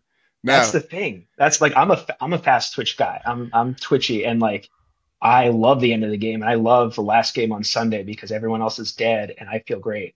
And part of it is the preparation because like Right. again going in and being able to push through the fatigue, but also building up your capacity so much that like if you just drop slower than other people. If you start with with more, then and you move more efficiently, like your energy drops slower and you have more to begin with. Right. I feel like the buzzword that I've heard a lot in the last 2 years or so is zone 2 training. Mm-hmm. Do you have thoughts on that? Like, does this qualify? This seems to be more intense than zone 2 training, but is that good for capacity? Is that applicable to Frisbee? That is good. And I think it's always challenging when they're just, at least people perceive there be more barriers or more complicated stuff. Because people are like, okay, I have to like monitor my heart rate to get my zone 2, to get my recovery. So zone 2 generally, like typically the heart rate zones are broken into like 5 zones. So 5 is the max, 1 is low. Zone 2 is like relatively low intensity. After 20, 30 minutes, you might be sweating, but like you can talk through it. It's not super intense. You could do it for a long period of time. But you're still getting cardiovascular adaptation. So this has been shown to be really good for recovery. It can improve sleep, all kinds of stuff. What I would say is get lots of low to moderate intensity movement in. One thing I did this summer, especially when like I had some knee and Achilles stuff going on, is like I would take a brisk walk in the morning and in the evening. And that guaranteed me like 30 to 50 minutes of movement where like my heart rate is elevated, I'm breathing a little bit, but it's not a lot of like impact. That's a really easy way to do it. Another way I like to do it, like I said, is like I'll go out and I'll throw discs and jog and get them and throw back. So that's a little less boring. So I would look to incorporate that. But the other thing is, and like Alex, you'll know from maybe following my program, is like if you do pretty thorough warm-ups, you like a lot of that is zone two. A lot of Oh, that really? is, Okay. so if I take like every time I go out, if I get a 20-minute or more warm up and then get my speed work in, which might only take 20 minutes, like I'm getting that every, twice a week. So I think you don't have to separate it. If you're doing a speed or power session, um, you're Gotcha. probably getting a good amount of that. I'm partly asking because I get so bored. I don't like doing zone two stuff. If it's just like a brisk jog or like a slow jog, I hate that stuff. I'm not a long distance guy. I like if I were to just choose things, I would love to just do all explosive power stuff and some lifting, but I know like my conditioning is has been a weakness, I would say, in the past, and so, but I've never really figured out the best way to train it, and sometimes I think maybe I'm just weak, or maybe I just like my genetics will just never allow me to be quite as long lasting as other people. Oh, Yeah, there you go. You're doing it. You're doing the thing we were talking about genetics. earlier. No, I'm different. Mikey's just different. Just special, Yeah. Well, and everyone's a little different, right? But like I've been on that end of it where like I felt like I didn't have the stamina, or whatever. But I think a big point here to make is like your training can hit similar, check similar boxes, but look very different than other people's. So if you don't like to run or you don't like to, do low intensity stuff for a long period of time, you don't have to. Again, like I'm very easily amused if it's the right stuff. I can go out and play by myself on the field with one disc for 2 hours, and I'm thrilled. I need to watch you do that sometime. And yeah, I'll send you some clips. And I have some thoughts on that too. But so you can accomplish it in different ways. And if you go, I'll even tell people that are working through an injury or something, doesn't feel great to play, go and do a super thorough warm up, and at the end, just go home. Super thorough warm up. Maybe you got 25, 30 minutes of like movement, your body flowing. You moved in all different directions, but you stopped before you hit the high intensity stuff. Totally. And you could just do that as your quote unquote zone 2 day, man, and throw for a few minutes. What this makes me think of is how I used to have the paralysis by analysis, when I was younger, especially, or we were kind of talking about it earlier. Like I'm always looking for the perfect thing. And then there's, it's not a one size fits all for everybody. And there's a lot of different ways to condition, but on some of these days, maybe when my mental is a little bit drained, like we were talking about, if I don't hit if what I think is the quote unquote right thing, then I feel guilt. Like I think it's because like I'm conditioned to think like there is a right answer. And if I don't do the right answer, then I'm just failing. Yeah. And that's super common. And I can empathize with that. And like the paralysis by analysis, the perfectionism, it gets in so many people's ways. And it can be tough, but as a trainer and a coach too, there are also people who like, they want to measure everything. And if that motivates you and keeps you consistent, that's cool. But if it becomes a barrier, that's a problem. Like, for example, like I need to beat my 300-yard shuttle time. I need to beat my 200 time. I need to see this progress. I need to have exactly this much rest. I'm going to be honest with you. This summer, I measured almost nothing. I took videos. I analyzed videos. It was more about subjectively, how am I feeling? How am I performing? Do I feel better? And literally the best I've ever felt on the field, playing, at elevation in Colorado with a team of people I've never played with in my life. Most of the people more than a decade younger than me. And I'm not saying that's the only way to do it, but the point is like, you don't need to measure everything. It doesn't have to be so structured. In my program like I have to put structure in there because I can't just say do whatever you want. Yeah, do whatever. But the idea is like, this is a framework, and whatever program you're following, this is a framework from which you can learn and figure out what works best for you. And I think if you go in it with that mentality, that's the way to do it. Because Mm-hmm. Like for years, I followed programs, or I thought I was supposed to do certain things. And like, if I had recognized earlier on that like, this is not working, it would Yeah. have been so much easier. And that's where like lifting is much more accessible. And it's that people have accepted this is the way to get better. Lift heavy, do that. Can help, but it's incomplete. So that's an example of like, it doesn't need to be this way. I can build my hamstrings through mobility training just as well and feel better doing it. Right. And I feel like one of the goals is like you do some of these programs, you gain a lot of knowledge, and then you couple that with the knowledge you have of yourself and your instincts, and you use the information that you've received to kind of create and, move forward. Are you a Whoop guy? Yeah. I am not. It's not that I wouldn't be, but I did find like I have an Apple Watch, but I used to do this readiness thing. It was like a HRV test.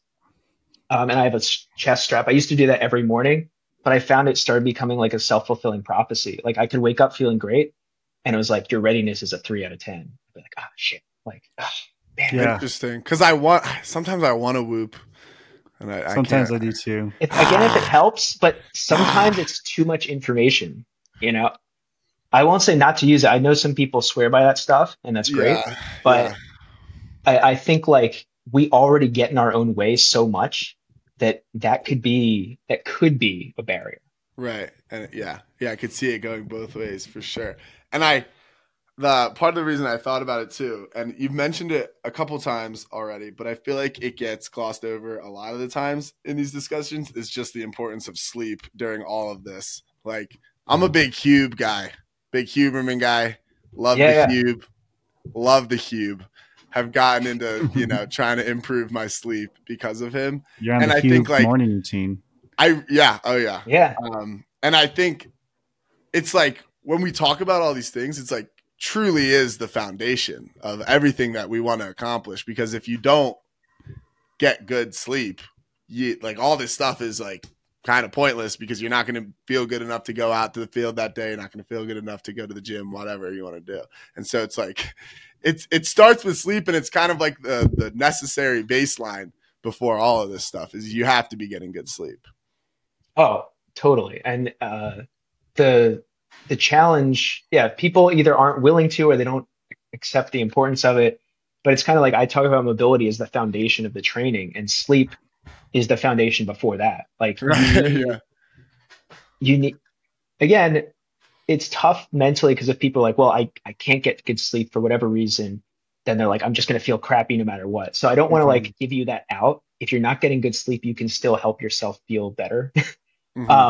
However, like generally, having like relatively lower lights in the evening and quiet, cool environment to sleep, if possible, is really helpful. Having a pretty standardized, like going to sleep, wake up time. And this is something where, for you and for the teams going to national, this is relevant right now, but it's something I've been talking to people about too, even before regionals, is like, what are you training your body to do? Because like, if you have to wake up and play in the morning and the biggest tournament of the year, and you've been getting up at 10 a.m., or you get up early and then don't do anything physical for several hours, and then you show up at the tournament and you're like, I need to work at max intensity at 8 a.m. Just some thoughts there, and like how are your sleeping arrangements with the team? Like I never did super well with like packed a bunch of people in a hotel room or whatever. Totally. So it's worth considering. You can't always have great sleep the day of the event. I wouldn't give too much thought to that. Just think more like get a consistently good sleep as much as possible, like in between events and tournaments. Yeah. I heard a study or maybe I watched another YouTube video from someone in a similar field saying that it's pretty common, especially the night before the event, the competition, for you to not get great sleep because of all the other factors. Your adrenaline's pumping, you're probably a little nervous, but that's why you really do need to set yourself up well far in advance. Yeah, it's funny. Like I wake up, I don't wake up early. Like I think recently I've been on like somewhere between like 8 to 9. I also work at a restaurant, so I'll get home a little bit later some nights. tournament doesn't matter. Like I'm up at like 6 a.m. It doesn't fucking matter. Alarm, no alarm. I'm ready to fucking go. I'm so juiced up and excited. Like it slept well, didn't sleep well. I'm fucking. It gets me pumped, and I love that feeling. Yeah. Saturday, I woke up for US Open. I did a workout in the gym before I came to the fields. Really? You're insane. Showed up Sunday. I got to the fields like 40 minutes before my team, and I was doing self-fetch. It was freaking awesome. But that's why I train. I train so I have so much capacity that like I can use a little bit and be on yeah, and you still have some in the tank. That's the other thing I've really loved. I mean, I've loved a lot of things about your program. One of the things is the warm up that I think I had always been kind of craving, like a consistent warm up to just follow, and something that I felt was thorough enough to just like follow it every time, feel comfortable that it's getting me ready to do what I need to do, and I can just yeah, I mean, I've just been finding it so helpful. I never was like a big warm up guy, and I think it was just like you had something, and then I like would question if my warm up was really doing that much. So I just kind of wait to like really get moving. And now I'm like a full on. I like to like put my headphones in, like bust out the entire warm up, and then I take them off, and I just feel. And I ideally, like I said earlier, I like to do it barefoot, and then I just feel so ready to go after that. Dude, I love that because like that it makes such a difference. And again, the course of a full season and doing a warm up before workouts too, like that is so much more of that like zone 2-ish time. And you're getting so much more multi-directional movement like that. Totally. In addition to the benefit, like immediately, like long term over the course of a year, so much benefit to that. And what's funny is like the first time I did it, it was hard. Like I was like, what the fuck, dude? I'm doing like 44, 48 lunges. Like this is like a workout for me. And now I just fucking bust the lunges out. It's like, you almost like miss it in a sense. Like my legs used to be like a little fatigued by the time I was done, but I felt like so ready. Now I do it. And I'm just like, it's like a walk in the park a little bit in some ways. So even pre-tournament game, for like that volume is if you've built up the capacity, that's the goal. And that's a huge point I wanted to make too, is like I get this often from people where they're like, I'm worried about getting too tired in my warm up. And I'm like, here's like, and Alex, you talked about like that kind of anaerobic in the beginning of the game. And you know, what happens is like your energy system starts to shift and stuff when you start moving. And typically people work through that in the first point or two. You like start working, but you're having fun because you're in the game and you're huffing and puffing, and then you sort of hit your rhythm a few points in. Like hit your rhythm before the game freaking starts. And like it makes so much sense, but people don't want to feel that fatigue in the warm up, but it's temporary. Yeah. So like you're going to be uncomfortable, and like that's totally okay. If you think of the warm up as your first like 2 points of the game, and then you have a few minutes to recover before the game starts, or you're doing warm-up drills or whatever, you're going to be ready. You're going to be mentally and physically more ready, but you're going to be in that like smooth sailing territory by the time the game starts. And how many points are you playing over the course of a tournament? An extra 1 or 2 points, allocated to the warm-up. That's not, if you're in half decent shape, it's not a big deal. And as you found, Alex, like your body acclimates to it. You're still getting warmed up and fired up and ready to go, but like your fitness level is actually improved over time. Totally. Doing that. And I love it because then I like what you said about just like hitting that zone, because it's true. Like at a certain point you get into the game, you're in the zone. You're going to get tired, but you don't like think about it in the same way. And I think a lot of people wait for the game to start and for the competition to start to feel that, because it's just like almost, it's the easiest way to do it. But if you can find a way to get into that, which I really enjoyed, like, especially, and I don't know if maybe you have something to say on this. Like, do you find there to be any benefit in like switching up the warm up a little bit? Because I almost feel like, when it was like newer and a little bit harder, it almost helped to like get me into that zone, because I felt like I was really working. Whereas once it becomes a little bit more of like a routine, now that I've done it, like, I mean, I've done this warm up now like almost probably 100 times or whatever. It becomes, maybe like you're not working as much. Yeah, I will definitely say my warm up is not exactly the same every time. So changing some things in and out that accomplish similar things. Like I did a couple posts recently on like things you're not doing in your ultimate warm up. And some of them are weird. Some of them are different. Some of them are in my typical warm up, but I like mixing and matching things that like you get a lot of ankle and knee flexion. You get your legs working, you get moving in different directions. Depending on how I'm feeling, sometimes I'll spend like the first 5 minutes just like, skipping, hopping around, like not even any particular direction. I like to dance. Yeah, dude. Yeah. That's I find ideal. dancing is a fucking fantastic warm up because it's like, especially if you keep yourself on your toes and go different directions, it's like a fantastic plow and it gets the blood flowing and it's fun. And you look cool if you're good at it. If you're not good at it, whatever. Get your headphones on. Don't make eye contact. Jumping, you just got to practice. And another, like, I love stomping because like when you're talking about like it's fun. I was doing it like every tournament. I stomp out. Because you're smashing into the ground, your muscles are shaking, and you're like demonstrating yourself like I am solid, And when you change direction, if you jump, if you sprint, if you plant, like you are attacking the ground.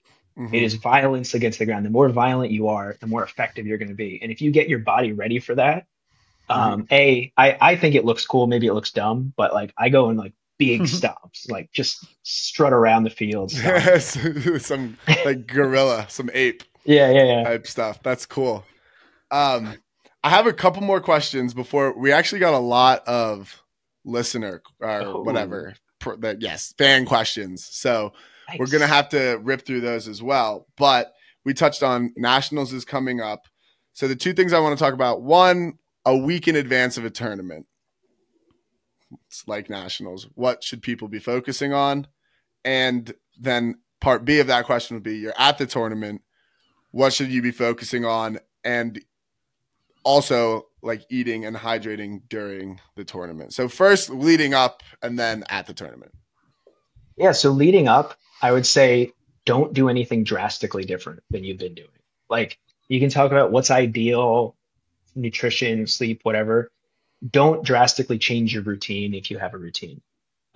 This is not the time to try new exercises or try new like weird recovery techniques that you've never done before.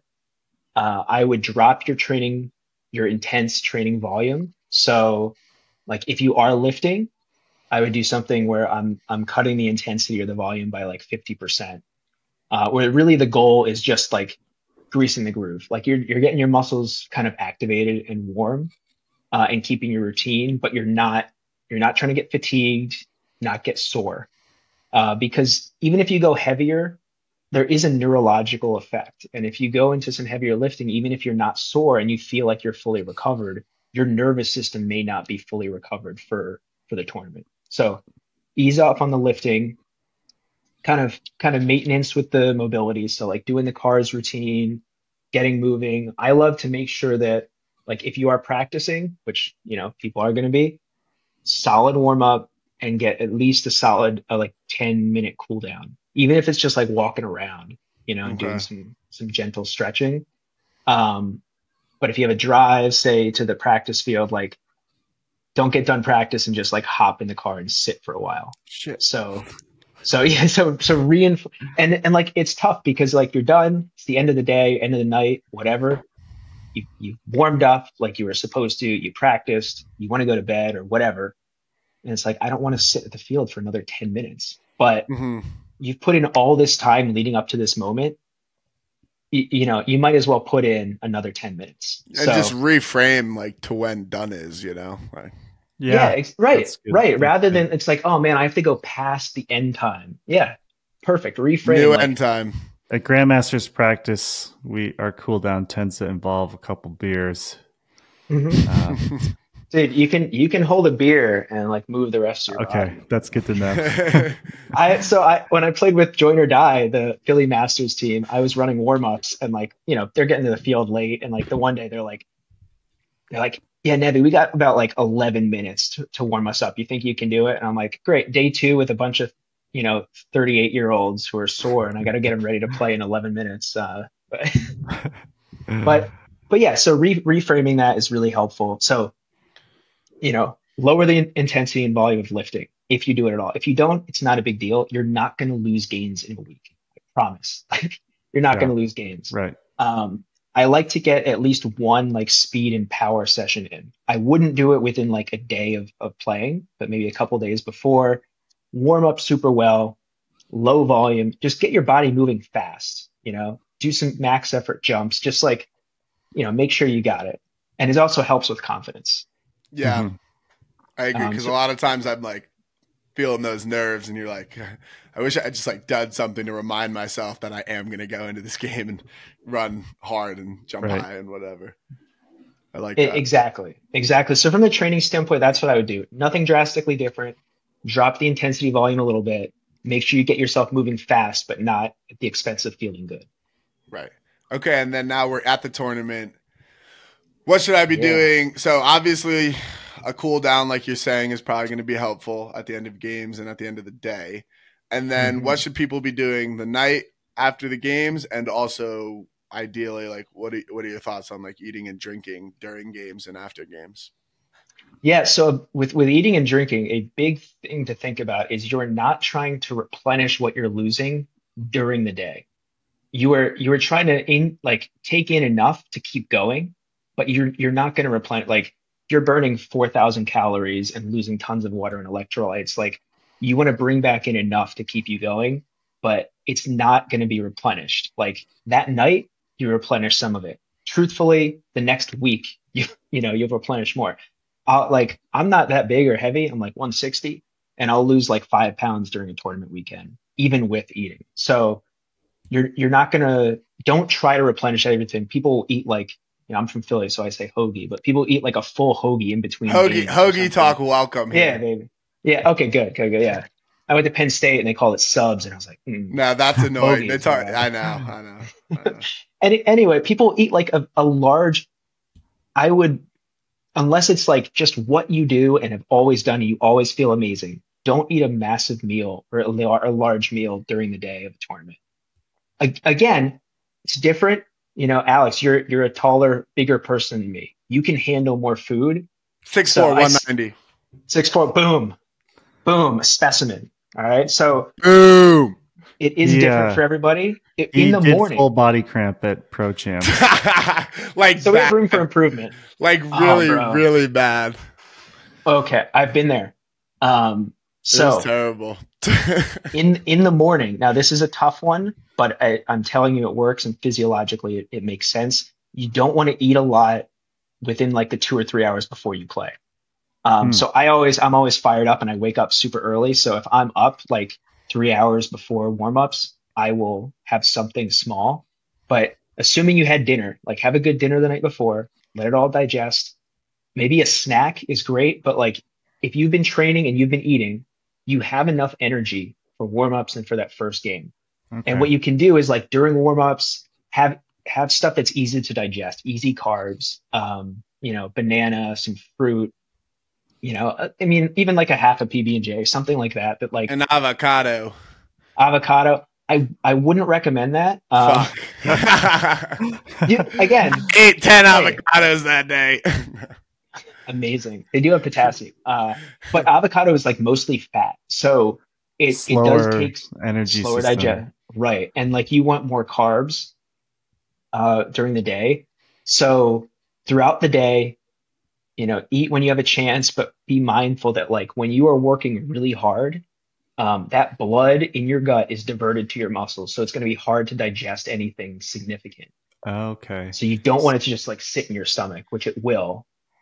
So would it also help then to be like intermittent fasting during my routines during the day, like to not eat like maybe? That's a great point. You could do that. Like, for me, I prefer not to eat right away.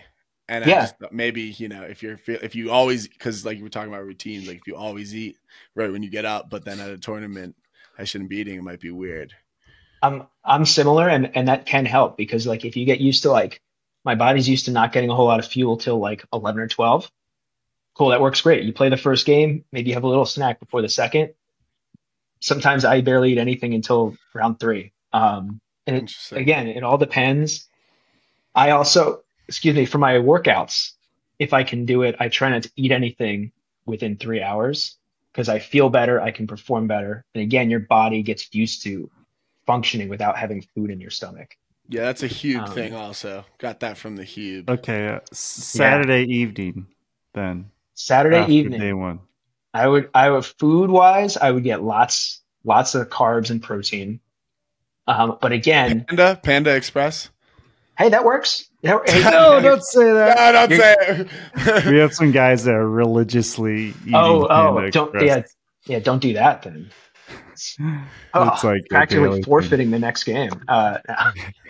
Well, so you want to make sure that you're like a good range of food. I mean, some veggies are great, but I wouldn't again go drastically different than what you're used to.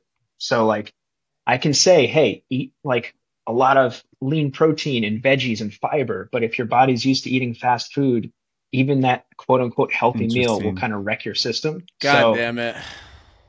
I feel like I have a lifetime conditioning towards fast food because I ate so much fast food when I was younger, and sometimes I feel like I just digest that so much just hits the spot. Yeah. Well, and typically it has less fiber, which usually makes it like easier and quicker to digest. It's more processed, which usually makes it easier to digest. So might not be a bad thing for you personally during the day, but at night, then you have a little more time, to digest your food and get some good stuff in there. I saw hydrate. They were making a lot of posts on Instagram. I don't know why about Derrick Henry's diet recently, and that's avocado. Also why I brought up the avocado up because they were like, he doesn't eat until like during the season. He doesn't eat until like 4 or 5 p.m. and maybe he'll just eat like a banana or an avocado before practice. I saw that live. He's on my fantasy team. So anyway, so you're following. So I'm following, but I also like saw it pop up on social media and I recorded it because I was going to share it. Because he's a great example of someone who a genetic monster, like absolutely. I don't know if there's anyone else that has gotten the volume of carries he's gotten and the punishment he takes and still show up. But he doesn't rest on that. Like he finds what works for him. And what they said is he's obsessive about it. He does. I also got it because like my mobility workout, the maintenance one is called body maintenance. And they were like, Derrick Henry spends $250,000 a year on body maintenance. And I was like, right. Good selling point. The idea being like, how do you maintain your health and what are the things that you do consistently? And for him, just like he's going to be successful no matter what, but he makes the most of it. Yeah. But I, not just avocados, so Saturday night, if you can get some movement in, like that helps with recovery too. Do a little cool down, but then that evening, like I like to go for a walk. I'll do some movement, some cars, just not stay super still for too long. Okay, interesting. You see some of the guys. I like to stretch. We'll go to the hotel gym and they'll stretch. Mm-hmm. I've seen Zeke ride the bike a little bit. Other guys do things like that. Nothing intense. That's perfect. I mean, that's a really good way to do it. I've been loving my pliability stretching. Goes great with all the other stuff. Nice. Tom Brady, speaking of pliability and avocados. TB12, baby. Why does Tom Brady avocados and pliability? He's just known. That's TB12 is branded around pliability, and he's known to consume a lot of avocados. Oh. He had a very, very specific like training and nutrition regimen. And then people like I'm following that. I'm like, it's not great for most people. That's funny. Mikey, do you have anything else before we go into the abundance of questions from the fans we got? We'll go into some fan questions here. I mean, honestly, the topic of training I could talk about for weeks, but I know there's so many things. It's a huge passion of mine, and if I were to change career paths, it'd probably be something around training or physical therapy, etc. But let's see here. I guess one quick question, and then I want to mention something that popped up in our team Slack while we were recording here. What about things like sprint form drills? Are those useful for Frisbee players? I guess like maybe from the muscle mind connection. Like I see a lot of track athletes going through form running and all the different skips. Is there much bang for the buck there for Frisbee players?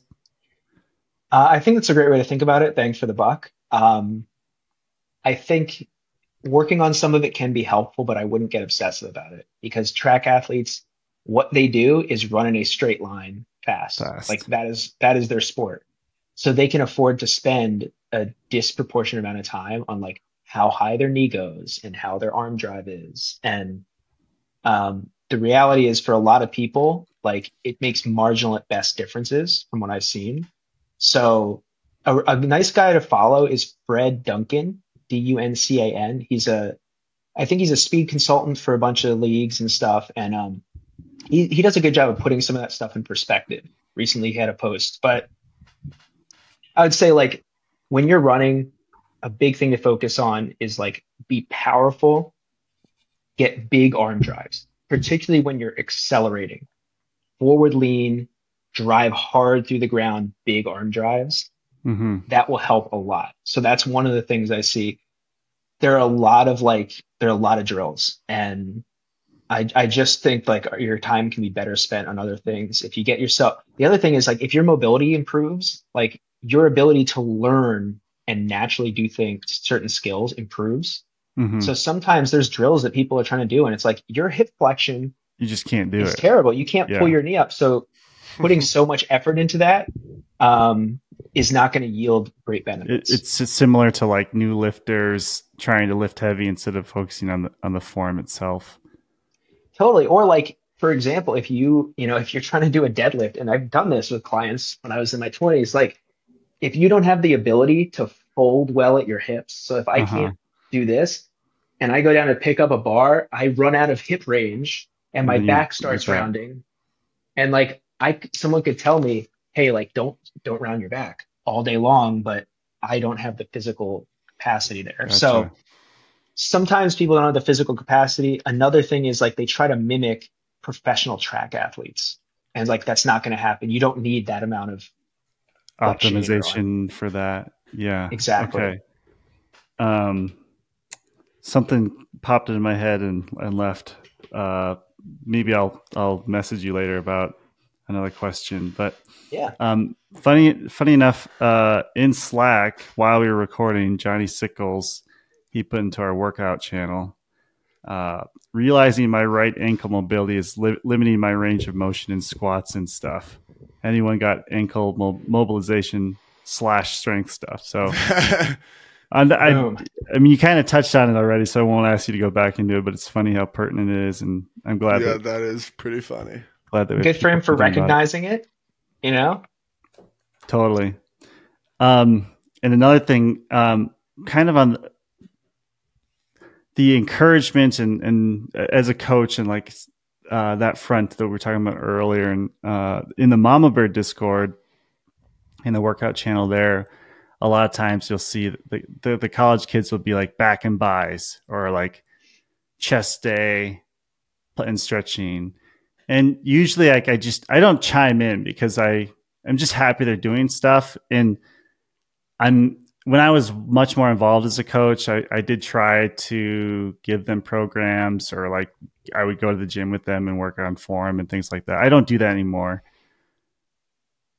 But it kind of just makes me chuckle because kind of what we were talking about before, how you like what you focus on full body.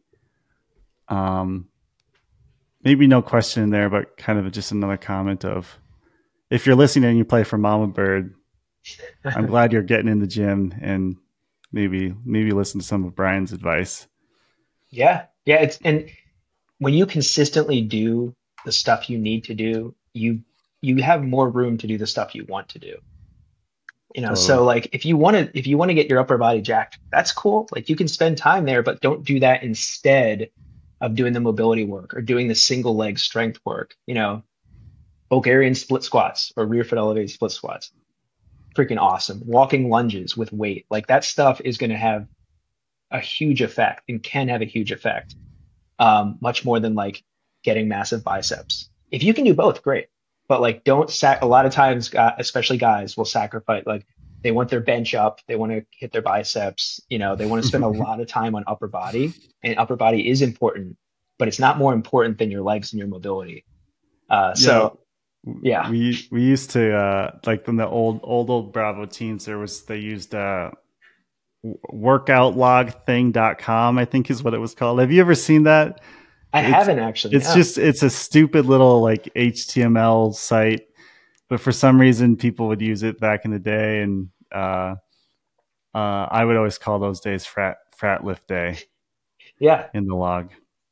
And yeah, like that's great. If that keeps you motivated, like having that in, just like having a gut check conditioning day every now and then, because you just want to sweat and work hard. Yeah. I do think that some of the mental component, like you were saying, is valuable. Confidence. Sometimes you just need to hit packs for confidence. Yeah, and there's nothing wrong with that. Yeah, it's probably good. But like a good point is like, because people want to see the biceps or whatever, like people will do like 5 different like exercises, or they'll like do a burnout, and I'm like, are you working that hard in your hamstrings? Have you ever, like thinking about the energy that you're spending on one area, when you're like, what is the benefit you get from that? Versus like, totally, you have a chronically like injured area that hurts. Like, do you spend close to that much energy? It's worth thinking about. Yeah. Bang for the buck. Yeah. Okay. So how many do we got, Mikey? Like 1 million? We have definitely more than we can hit. So, well, we could just do like quick hitter, boom, boom, for as many as you can at least. We'll put Brian on the clock here. There you go. Hey, if you have extras, you can send them to me. Maybe I'll do an Instagram live or something. Yeah, that's true. I'll screenshot all these and send them to you. Some of them are DMs, because they're longer questions and they couldn't fit in the little blurb thing. Oh boy! All right, let's start with the blurby ones, and then we'll go into DMs. Quick hitter blurby ones. Yeah, some of these fire. I'm sure we've touched on them. So yeah, we'll try to be quick. Rohan Bado. He's messaged us before. Asks, how worth it is flexibility training? Oof, loaded. So flexibility, what I would say is I distinguish between flexibility and mobility. Flexibility being where your body can go. So like I can pull my arm this far. That's flexibility. Mobility is I can actively bring my arm this far, or I have strength in this position. Oh, the passive versus active range of motion. Yeah, that's right. I'm a part of the program. Come on. Hell yeah, baby. You're indoctrinated. So like that's a big deal though, because like there are a lot of people I've worked with who have a lot of flexibility. Like they can get into all these stretches and yoga poses and other stuff, but that doesn't guarantee you're going to be healthier. Because if you can get somewhere, but you don't have strength or control there, sometimes you're almost worse off than if you were like a little bit less mobile. So just doing passive stretches can help some people, but some people it makes them worse. So I wouldn't just say a blanket thing like, hey, just do stretching where you're like literally just holding a stretch for a while, because that may feel good in the moment, but not give you the output. If you're trying to do like one thing to feel better, active joint rotations or isometrics, I can guarantee that that'll help. Okay. Self Triad asks. Big fan. Shout out Self. Yeah. Shout out Big Self. fan of the pod. I would love to know what lifts transfer to speed and what cardio I should do in off season. You kind of hit on it, so I guess maybe focus on the lifts that transfer to speed. Yeah. So again, if you want to be faster, a couple of things. You want to be able to produce more force and then do it faster. So you have to practice sprinting. Absolutely. Like really practice aggressively driving through the ground, big arm drives. But the lifts then to help with that, rear foot elevated split squat or Bulgarian split squat, back foot up. So single leg strength is really helpful. Find a position that you can be stable in, because a lot of people do unstable training or they're single leg deadlifts with the back foot up and they spend most of their energy just trying to like not fall.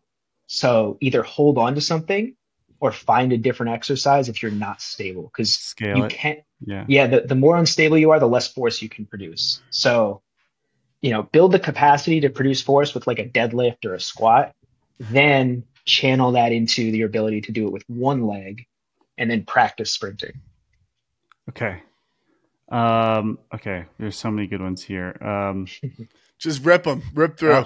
I think it's L. Varls asks, how quickly can one see performance improvements on the field in Ultimate from gym work? Ooh, it depends. So if your strength is down here and you've never trained for strength and you go and hit the gym, like that can immediately start to make a difference because you can apply more force to the ground, be faster, more powerful. If you're used to gym work already, it may not make a whole lot of a difference. You might just need more specific practice. So it really varies. But if you're pretty undertrained or you're not used to gym work and you apply it well, like you don't go overboard, you can probably see some differences in output in like 2 or 3 weeks, but it's not going to be sustainable. Like you might be like, oh, boom, holy crap. Like I can jump. It'll start to plateau. Yeah. As long as you're not overdoing it and getting like super sore. Asymptote, I believe, is what we're going for there, but it would be going up. Moral of the story, I think, is do it. Start somewhere. Don't slack off. Get started. Learn what works for your body, and when in doubt, just pump the brakes a little bit. Don't go too crazy. Josh Phillip, I like this one. Besides general strength, what exercises would help you become a more powerful thrower? That's a good one. That is a good one. So I like a med ball throw. So those of you, if there's going to be a video, cool. If you can't see it, so think about if you have a medicine ball or something, and you're going diagonally. So you're going to like sit almost like you're doing a squat into one hip, and then you're going to pivot and rotate away. So like a lateral rotational med ball throw, where you're loading up your hip and you're rotating. And with stuff like that, you want it to be a light ball so you can go fast. Because again, if you're trying to somewhat mimic that capacity, like ability to be powerful, you need to move fast. So sometimes people will take like a 12 or 16 pound implement and they'll move like, not that fast. You're like, that's not going to apply because a throw is very fast. It's twitchy. You're using a little bit of weight to still move fast with little resistance. But if you make it too different, then you might as well just do like a strength exercise. Totally. And I would add what you mentioned earlier, that throw more and throw more for sure. Like make sure your form's good, because it turns out you don't have to actually throw it that hard to throw it 70 yards. And there's a lot of throwing experts, and I tell people like I'm great at getting people's bodies able to do the stuff they want. So like find some videos, practice your throws. Like, again, you get out and you get in the reps, you'll start to figure things out. But like, definitely like you want to rotate your torso and move your hips. Yep. Yeah. Cause really you don't need that much. Yeah. Like you're saying, Mikey, to throw far in ultimate, but if you're trying to be a disc golfer, I know arm speed is important. The faster your arm can go from reaching back to forward helps a lot on distance. And also just, I would do like wrist stuff, because the snapping of your wrist I know that's what I was going to demonstrate. Brian's giving us the wrist cars, but the ability to snap your wrist at the end too and put the spin on it is going to give you a lot of more distance as well. Question for me. What do you think about technical lifts, like a clean? And what's the bang for the right? Because Quinn's there? not here. We have to ask that for Quinn. Oh, is he a big Olympic lifting guy?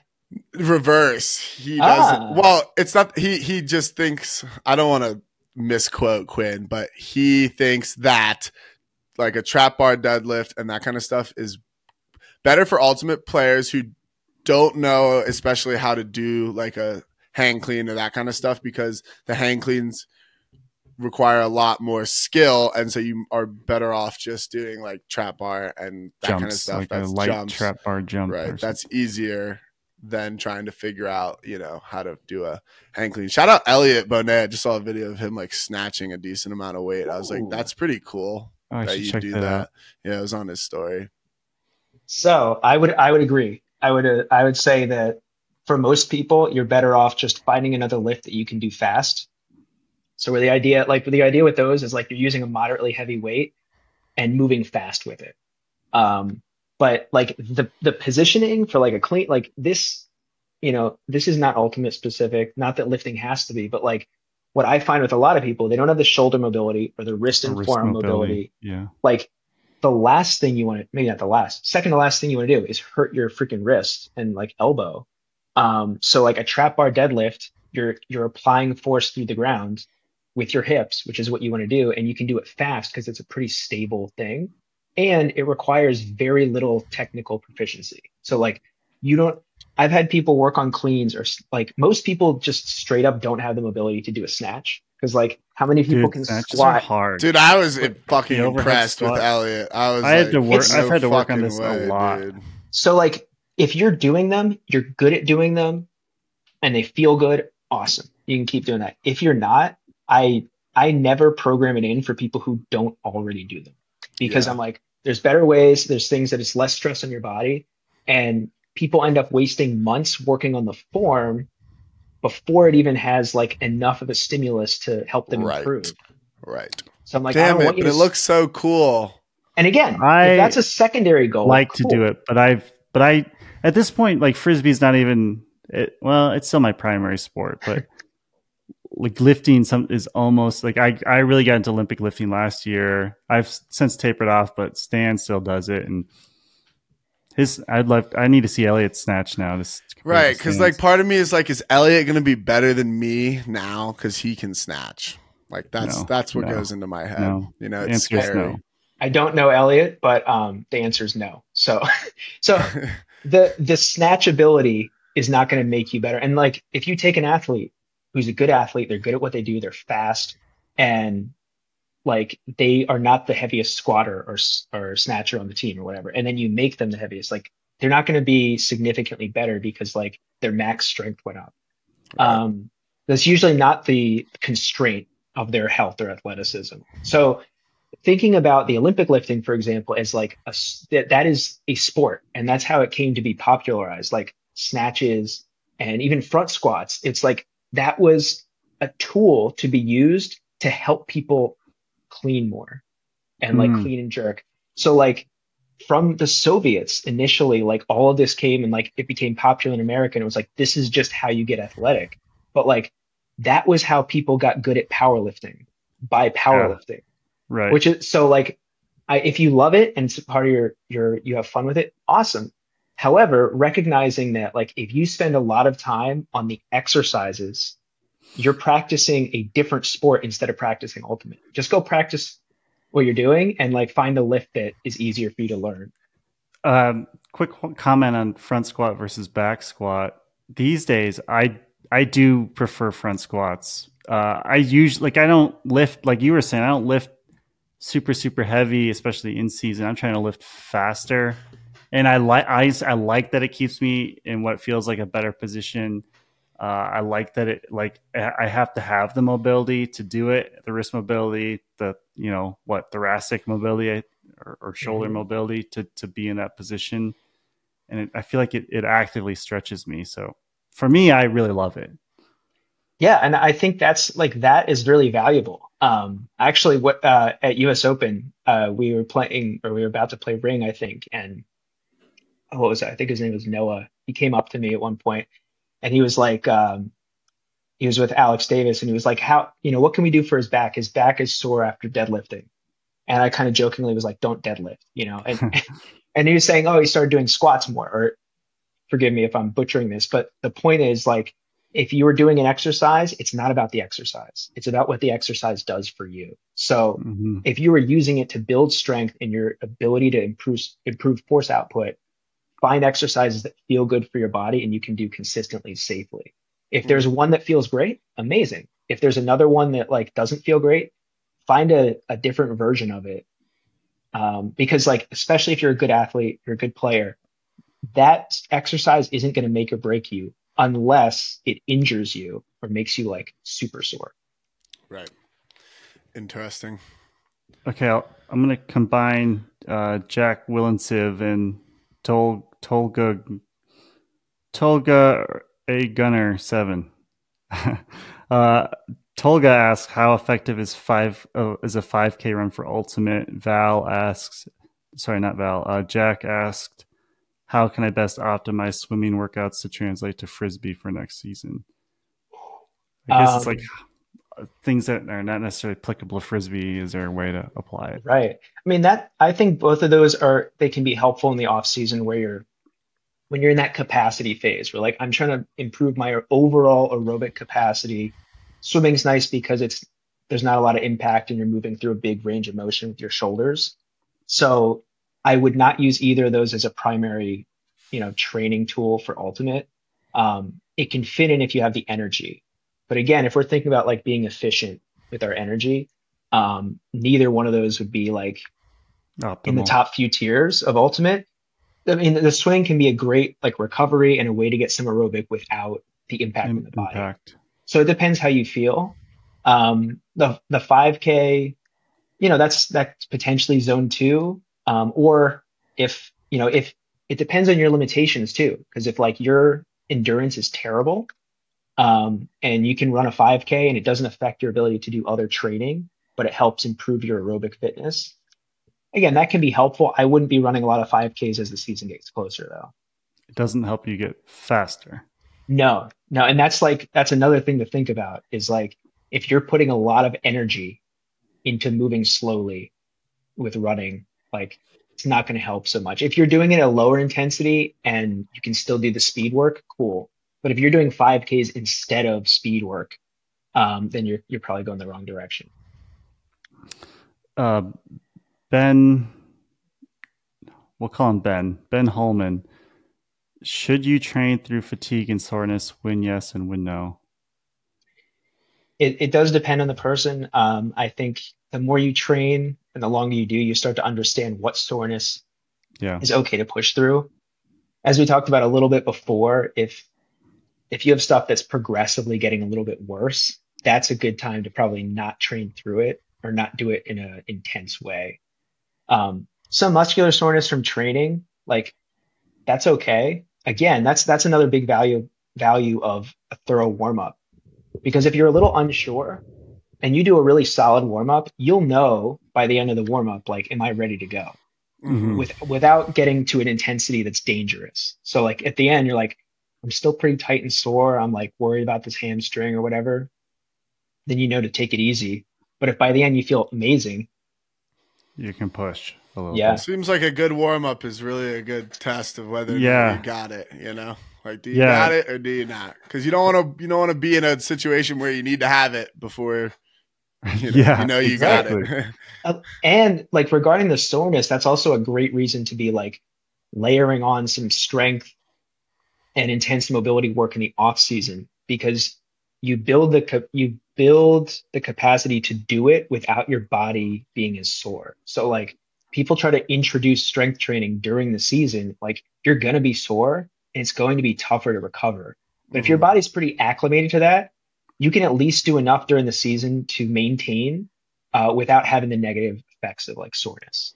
Yeah, and that kind of jumps us towards MPOW Wiki. Mid-season shin splint recovery while still staying fresh. Is that possible? That is a tough one. So shin splints, they're like, there's a lot of things that could be called shin splints, like lower leg pain on the front or like in the middle.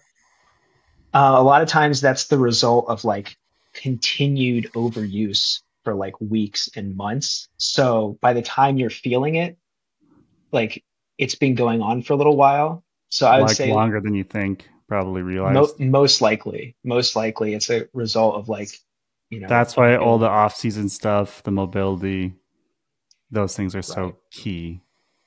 Right. And so an interesting thing, like with jumping and landing and stuff, if you land more softly, like kind of sink down like a spring, that actually puts more stress on the bone. They've recently found in studies. So like that puts more stress on the bone because the muscles actually do more, and the force that the muscles exert on the bone is actually more than like the landing force. So you don't want to land stiff-legged, but if you kind of land with like into your knees and ankles a little bit and don't sink way down, that actually reduces some of the stress on the bone.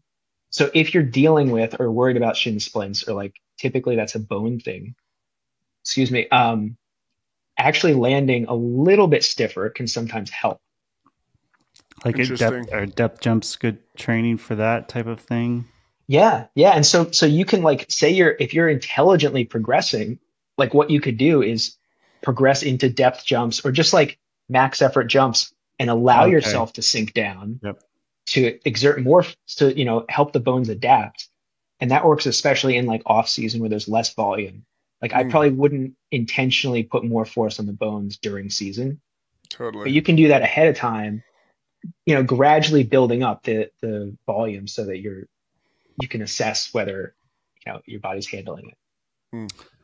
I'm going to answer Burly Bear 27 for you. He asked, "What are a few simple, quick exercises you'd suggest people add to their morning routine?" I'm going to say like your cars and mobility stuff. Mm-hmm. Yeah, 100%. And check Brian's stuff out if you want to see more details. Mm-hmm. Why Mercy asks, hamstring pulled months ago, still a little tight while sprinting. How can I get out of it? That's probably a complicated answer, I would guess. If you have any quick... So real quick, like that's a good example of like, you need to do something different. You need to like spend real energy on it. So like hamstring isometrics, you might need to push through like a little bit of discomfort, like some slight pain with that, but like find a stretch for your hamstring that doesn't feel too painful. So you get a little bit of a stretch there, dig down through your heel, if your foot's up on something, and hold for 10 to 20 seconds. And then like you need to accumulate time under load. Try to accumulate like 2 minutes of that per day at a moderate effort for like probably a few weeks. It might feel better like pretty quickly, but like that's where something like an isometric can be really helpful at like a sub-maximal effort. Yeah, and I guess see a professional if it's an injury. Totally. Like we were talking about earlier, maybe it's a deficiency in another area.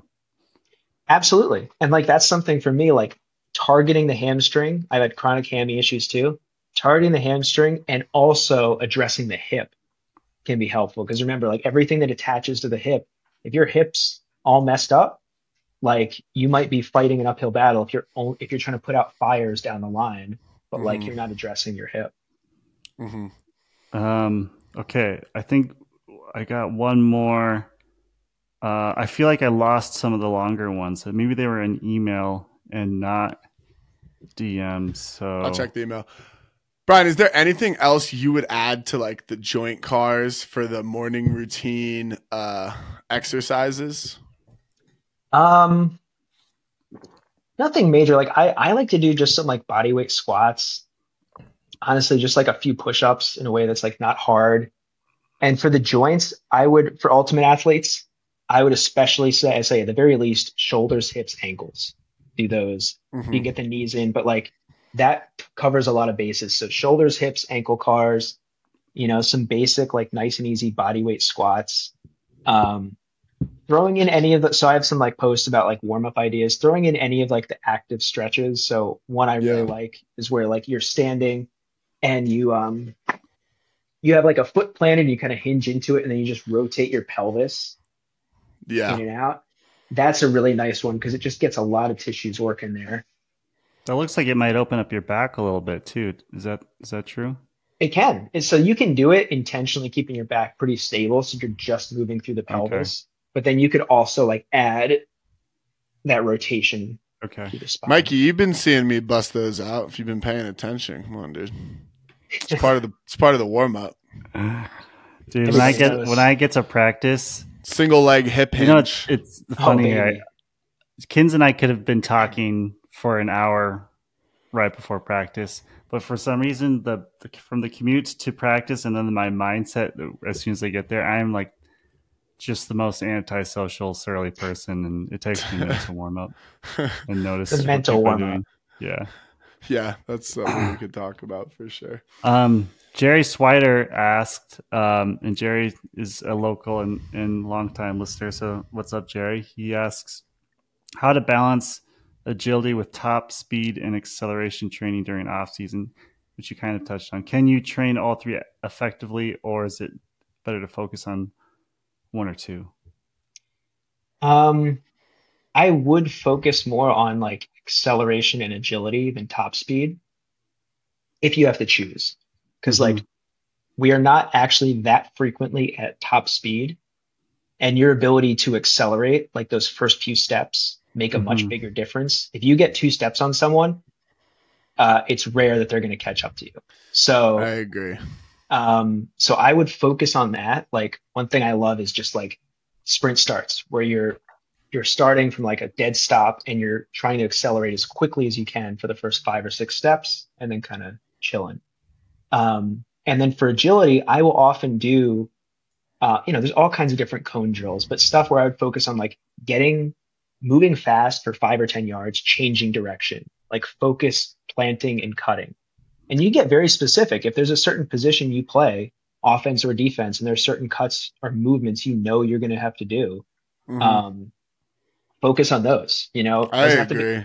Doesn't have to be 180 degrees, doesn't have to be 90 degrees. I work a lot on like this off season. I did kind of as sort of shuffling along the stack and then going at a sharp angle, as if my offensive player is running for an in cut.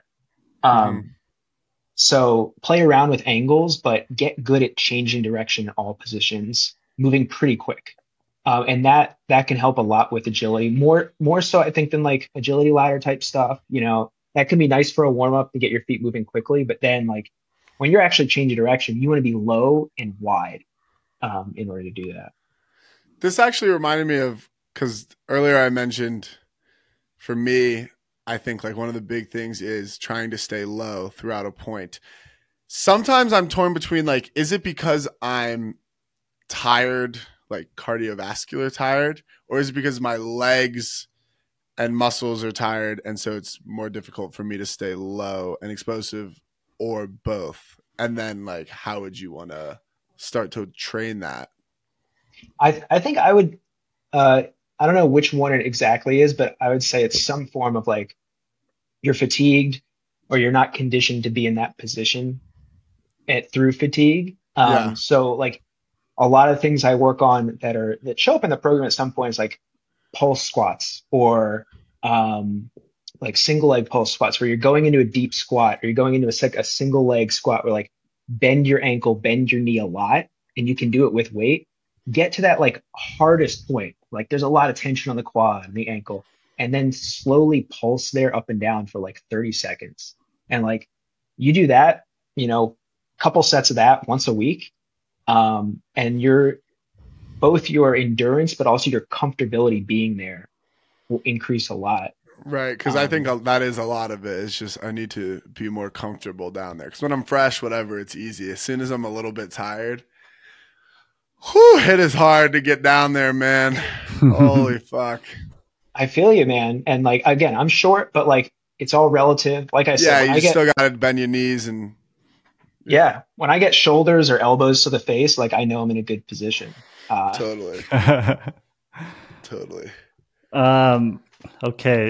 If we didn't get to one of your questions as a listener, hopefully we can. Honestly, I think anything I didn't directly read has been answered throughout this episode. But Yeah, thanks I so think much that's the goal. for sending in those questions. I will share all the questions with you, Brian, just in case you do want to address any of them. Perfect.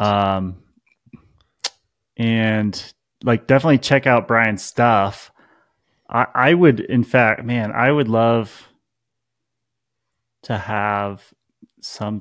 I don't know. I don't know what would be too much, but if we could, it seems like a lot of the questions are just what does a typical week look like. I don't know if it's something. Maybe I guess you already have a bunch of stuff recorded, so maybe we should just point them in the direction of your You could do existing it research. if you have something specific. Like I could address like a typical training week. Um, yeah. What? I guess. Yeah. Maybe answer that question quickly. Mm-hmm. If considering, let's say it's mid-season, you have 3 weeks till tournament. You practice twice a week. Mm-hmm. What is a Sunday through Saturday or Monday through Friday look like? Yeah, so big picture, what I like to have, and Alex, this will be familiar, is like I have what I call body maintenance day. So you have a day where you are doing your mobility work, moderate intensity, just to make sure you're maintaining. And it's a great way to check in too, because like stuff's not going to fall through the cracks if you notice like, oh man, my right shoulder is a little tighter. I better spend a little more time on that. So it's a nice check in. Works great on like a Monday if you've had like a double practice, say on the weekend or a tournament. Um, and then I like to do, Tuesday or Wednesday, I might do a strength day in the gym. So I'm a little bit more focused on, on lifting some weight. But again, in the season, our goal is maintenance. So you're not trying to break records. You're trying to get your body working and moving a little bit without creating too much soreness. So you're not going to show up and do nothing, or like you want to feel like you're working. It's not a not do anything. It's just you're not pushing to your extreme. So that's the goal with the strength training. I will typically do a full body, like upper and lower body there.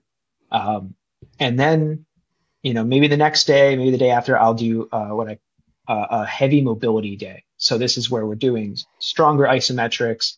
We might be doing some of those like pulse squats, things that are not your typical gym training, but it's aimed at improving the strength, resilience, and capacity of your joints and tendons. So it's an intense day, but the recovery is not going to be as tough. So on that day or on the next day, I might do like a speed workout. Because if you've been doing this for a while, that workout is not going to destroy you. You're going to sometimes you'll feel really good. I usually feel fired up and like ready to go after that. So I might go to hit the field and do like a sprint workout with higher rest. And then it depends on the week and depends on when practice is, because what you can also do there, especially if like you're not feeling amazing, you don't have a ton of time, you can do the speed and power work pre-practice. So you have a practice, do a solid warm up, do like 15 minutes, do some sprint starts. You could do, some high intensity jumps. So you're getting that high level speed in while you're still fresh. And then actually you're not going to be fatigued for practice. You're going to be like super fired up. So that's a really good way to do it during the season, is like if you can swing it, you can do a power speed workout pre-practice. I like that a lot. I did a couple before earlier in the year, and it's not, I don't find it, I feel really fucking ready to go at practice. I don't feel, like exhausted. So Alex, you would give good reviews on how your body has felt on Brian's program. Oh, for sure. This season. Yeah. I think it immediately resonated with me when checking it out, and I'm super pumped, and especially just as from talking during this episode, but like for the off season to really like build the capacity. And then I just I'm very excited. So, dude, I'm pumped. I mean, already I didn't even mention, but like congrats on the UFA all first team. I mean, only going up from here, baby. Next year MVP for sure. That's what we're going for. Mobility all the way. But so with that week, what I prioritize in the season, what I like my athletes to prioritize, it's possible I even said to Alex, I've said this to other people, it's like, if you can only do a couple things, hit the body maintenance and that mobility workout. Like that is going to be the biggest bang for your buck. If you're practicing, like you are going to get some speed and power work in. You're not losing gains. Like you're still moving. You're not going to lose gains in a couple weeks.